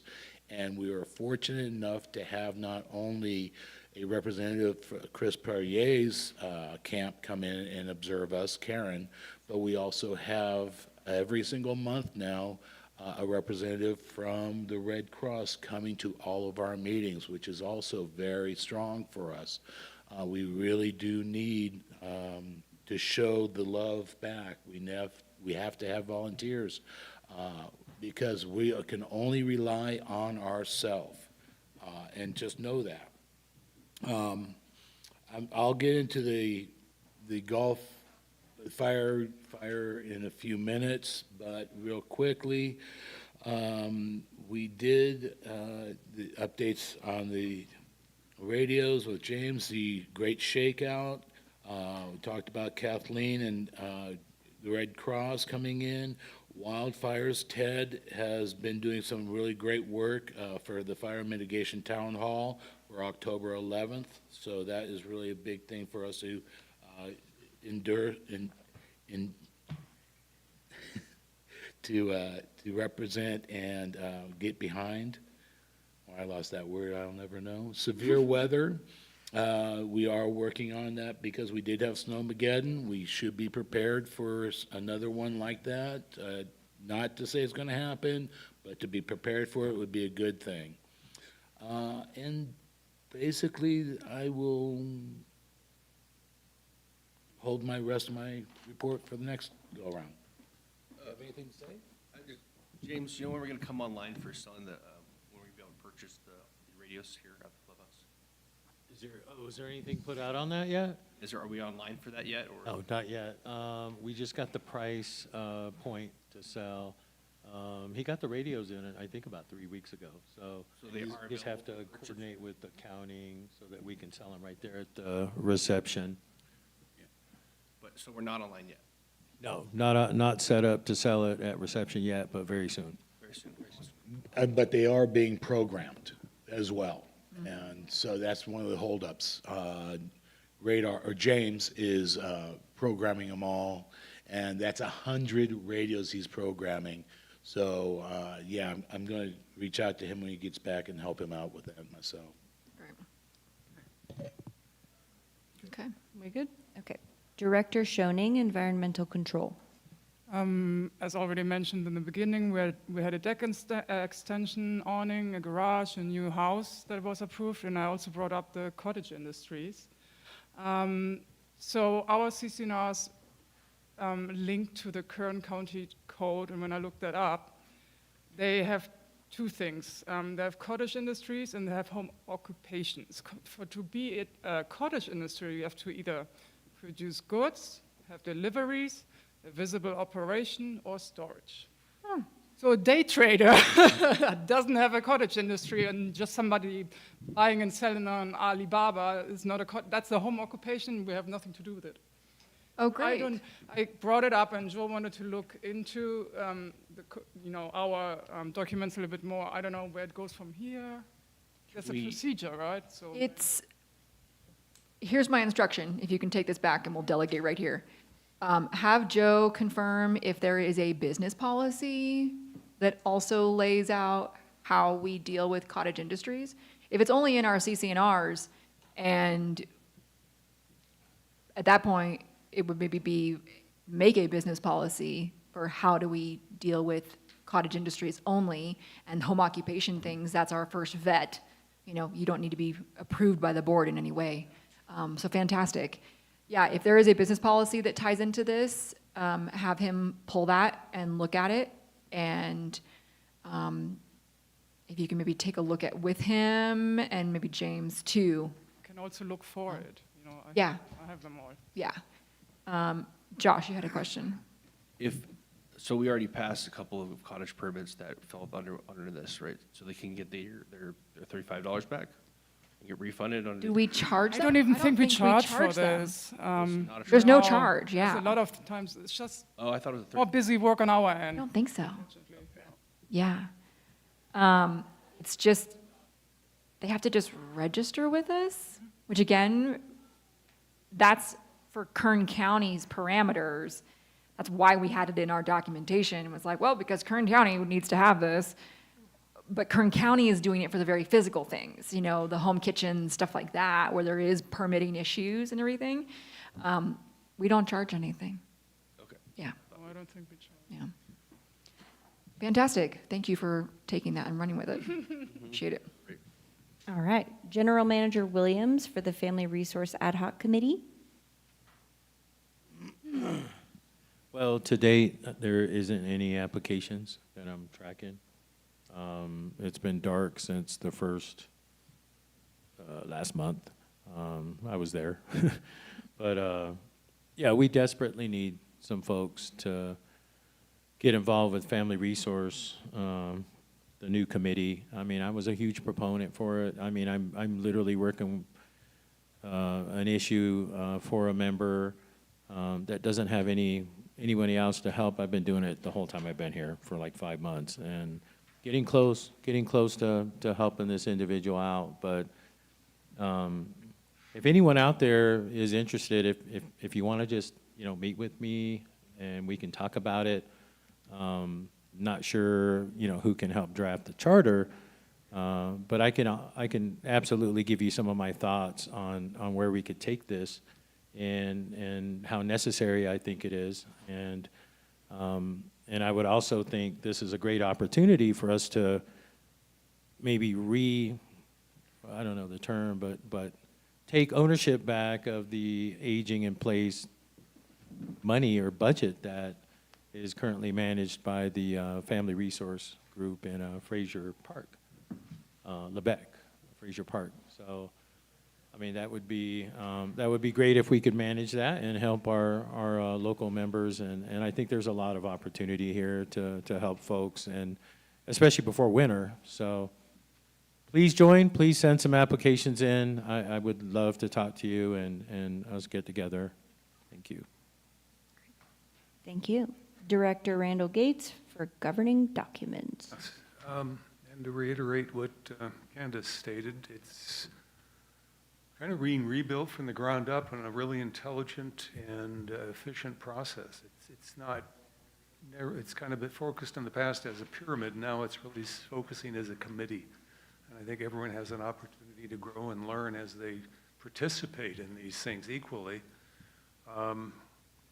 Although we do have communication problems occasionally, I'm very impressed with Elizabeth Gilbert's approach to this. Very diligent, very professional, very thoughtful. So we've just dealt with two of the items that came through them last month, and I met with her privately, and we have a whole pipeline we're filling up for her and the committee. But yeah, we had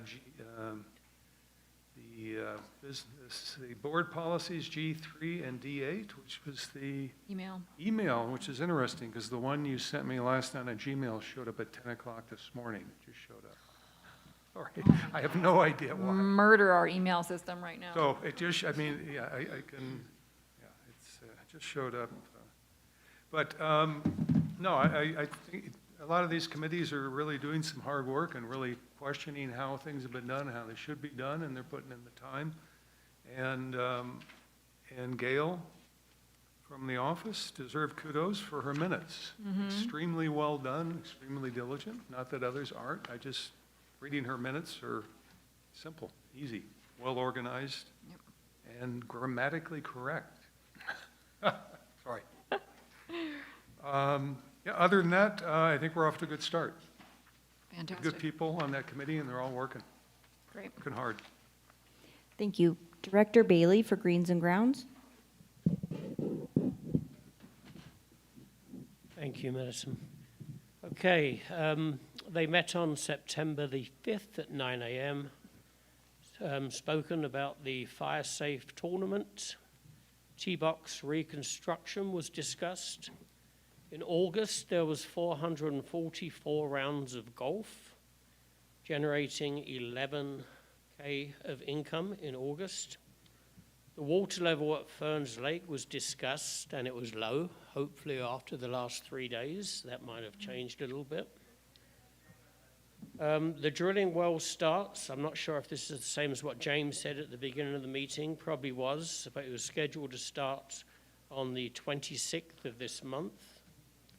Signs for not trespassing was discussed, as was a golf course marshal was discussed, and they will only be paid by free golf fees. James discussed that carts will be rented for the fire safe tourney, and the next meeting will be on October the 3rd at 9 a.m. Thank you. Director Coulter and Armand for Kern Fire Safe Council. I'm back. Okay, so we had an amazing turnout. I played 18 holes, 36 people came in. Chris Partier bought eight members rounds, along with so many others, and it was just a great time. The across the street, the merchants came out and really helped us by sponsoring not only holes, but also giving us gifts to auction off in silent auctions, which was just an amazing day that we had. I want to really point out that James, Lalani, Cody, and their team of people on the maintenance. So Bob, thank you very much for having the maintenance go out there and really do their due diligence for it to make that day so successful. Really was fantastic. Real shout out to Kern Fire Safe Council for allowing us to host this first annual golf tournament. I had such a big response from everybody who participated to where they want to come in next year and have another one. And I believe that we're in discussions with having a firefighter with every foursome next year. So that's something that is very exciting for us. Yeah, it was just a tremendous day, very successful in my book, and really very appreciative of everyone's participation. And so is the Kern Fire Safe Council. They were just humbled by the generosity of this clubhouse. So thank you on behalf of them. Really and I want to thank every board member, or every, not only board member, but that came out, because a lot of our board members did come out. And I want to thank every member for allowing us to host this golf tournament. It was really very exciting for all of us. And we will be having our next meeting next Saturday for emergency preparedness at 9 o'clock on the 27th. So if anybody wants to come in and just vet it, or just if they have any comments or questions, please come in or just listen in on what we do. Thank you very much. Thank you. Have a great weekend, guys. Director Wild. Oh, I just want to give one note on behalf of Nicole. sure. So it would be Director Nicole Gates for Planning Committee. On behalf of Nicole, just to say that I know planning is finalizing the next strategic plan. So that's been a huge milestone for this committee and a lot of work. And so that will be rolling out probably at our next board meeting to approve, hopefully. So thank you again, guys, for all the hard work. Awesome. Okay. Director Wild for Mil Potrero Mutual Water Company. The water company was dark. Their next meeting is on the 11th of October. They are going to start drilling, though, I believe Monday. So we'll see how that works out. General Manager James Williams for Pine Mountain Club Commercial Property Owners Association. I've got nothing to report on that. There hasn't been another meeting since the last one that I'm aware of. Thank you. All right, Members Rebuttal Forum. Members Rebuttal Forum is a 10-minute forum following the Directors Forum. Members may reply to any matter raised by a director during Directors Forum. Replies will be limited to 1 minute per speaker. Members wishing to be recognized should step to the microphone, address the chair, and state name, tract, and lot number. There may not be an immediate verbal answer from the board to questions or comments from the members. Members may not yield time to other speakers. Members will refrain from being argumentative and making derogatory or personal remarks or gestures. I think this might be our first month in 15 months, at least that I'm aware of, that we haven't had any rebuttals. Thanks, guys, for hanging out just to be with us. Again, it's appreciated. So, Okay. All right, so adjournment. In the August 16th, 2025 executive session at 8:30 a.m., the following was discussed. No litigation, potential litigation. 2 contracts were discussed and 1 was approved. 1 forbearance agreement was discussed and 1 was approved. 2 foreclosure requests were made, 2 discussed, 2 deferred. No hearings, no appeals. 2 personnel matters were discussed and 2 were approved. In the August 16th, 2025 special exec session at 2 p.m., the following was discussed. 1 contract, which was approved. In the August 22nd, 2025 special executive meeting, the following was discussed. 3 contracts and 3 were approved. In the August 29th, 2025 special executive meeting, the following was discussed. 1 hearing and 1 hearing was deferred. The next regular open board meeting will take place on October 18th, 2025 at 10 a.m. in the Condor Room. Motion to adjourn. Second. Thank you, Mark. real quickly, remember, tomorrow is the farmer's market, so everyone should go over there. I know Fisherman Catch, they helped us and donated a beautiful gift certificate too. Awesome. I believe that starts at 10. And to 2, I think. 2, and they're all really great people over there. Go and get yourself a cup of coffee, get yourself a Danish, and have a good weekend. Thank you. Thank you. Thank you all. Have a great Saturday. All right. Thanks, everyone. Thanks, guys. Hey,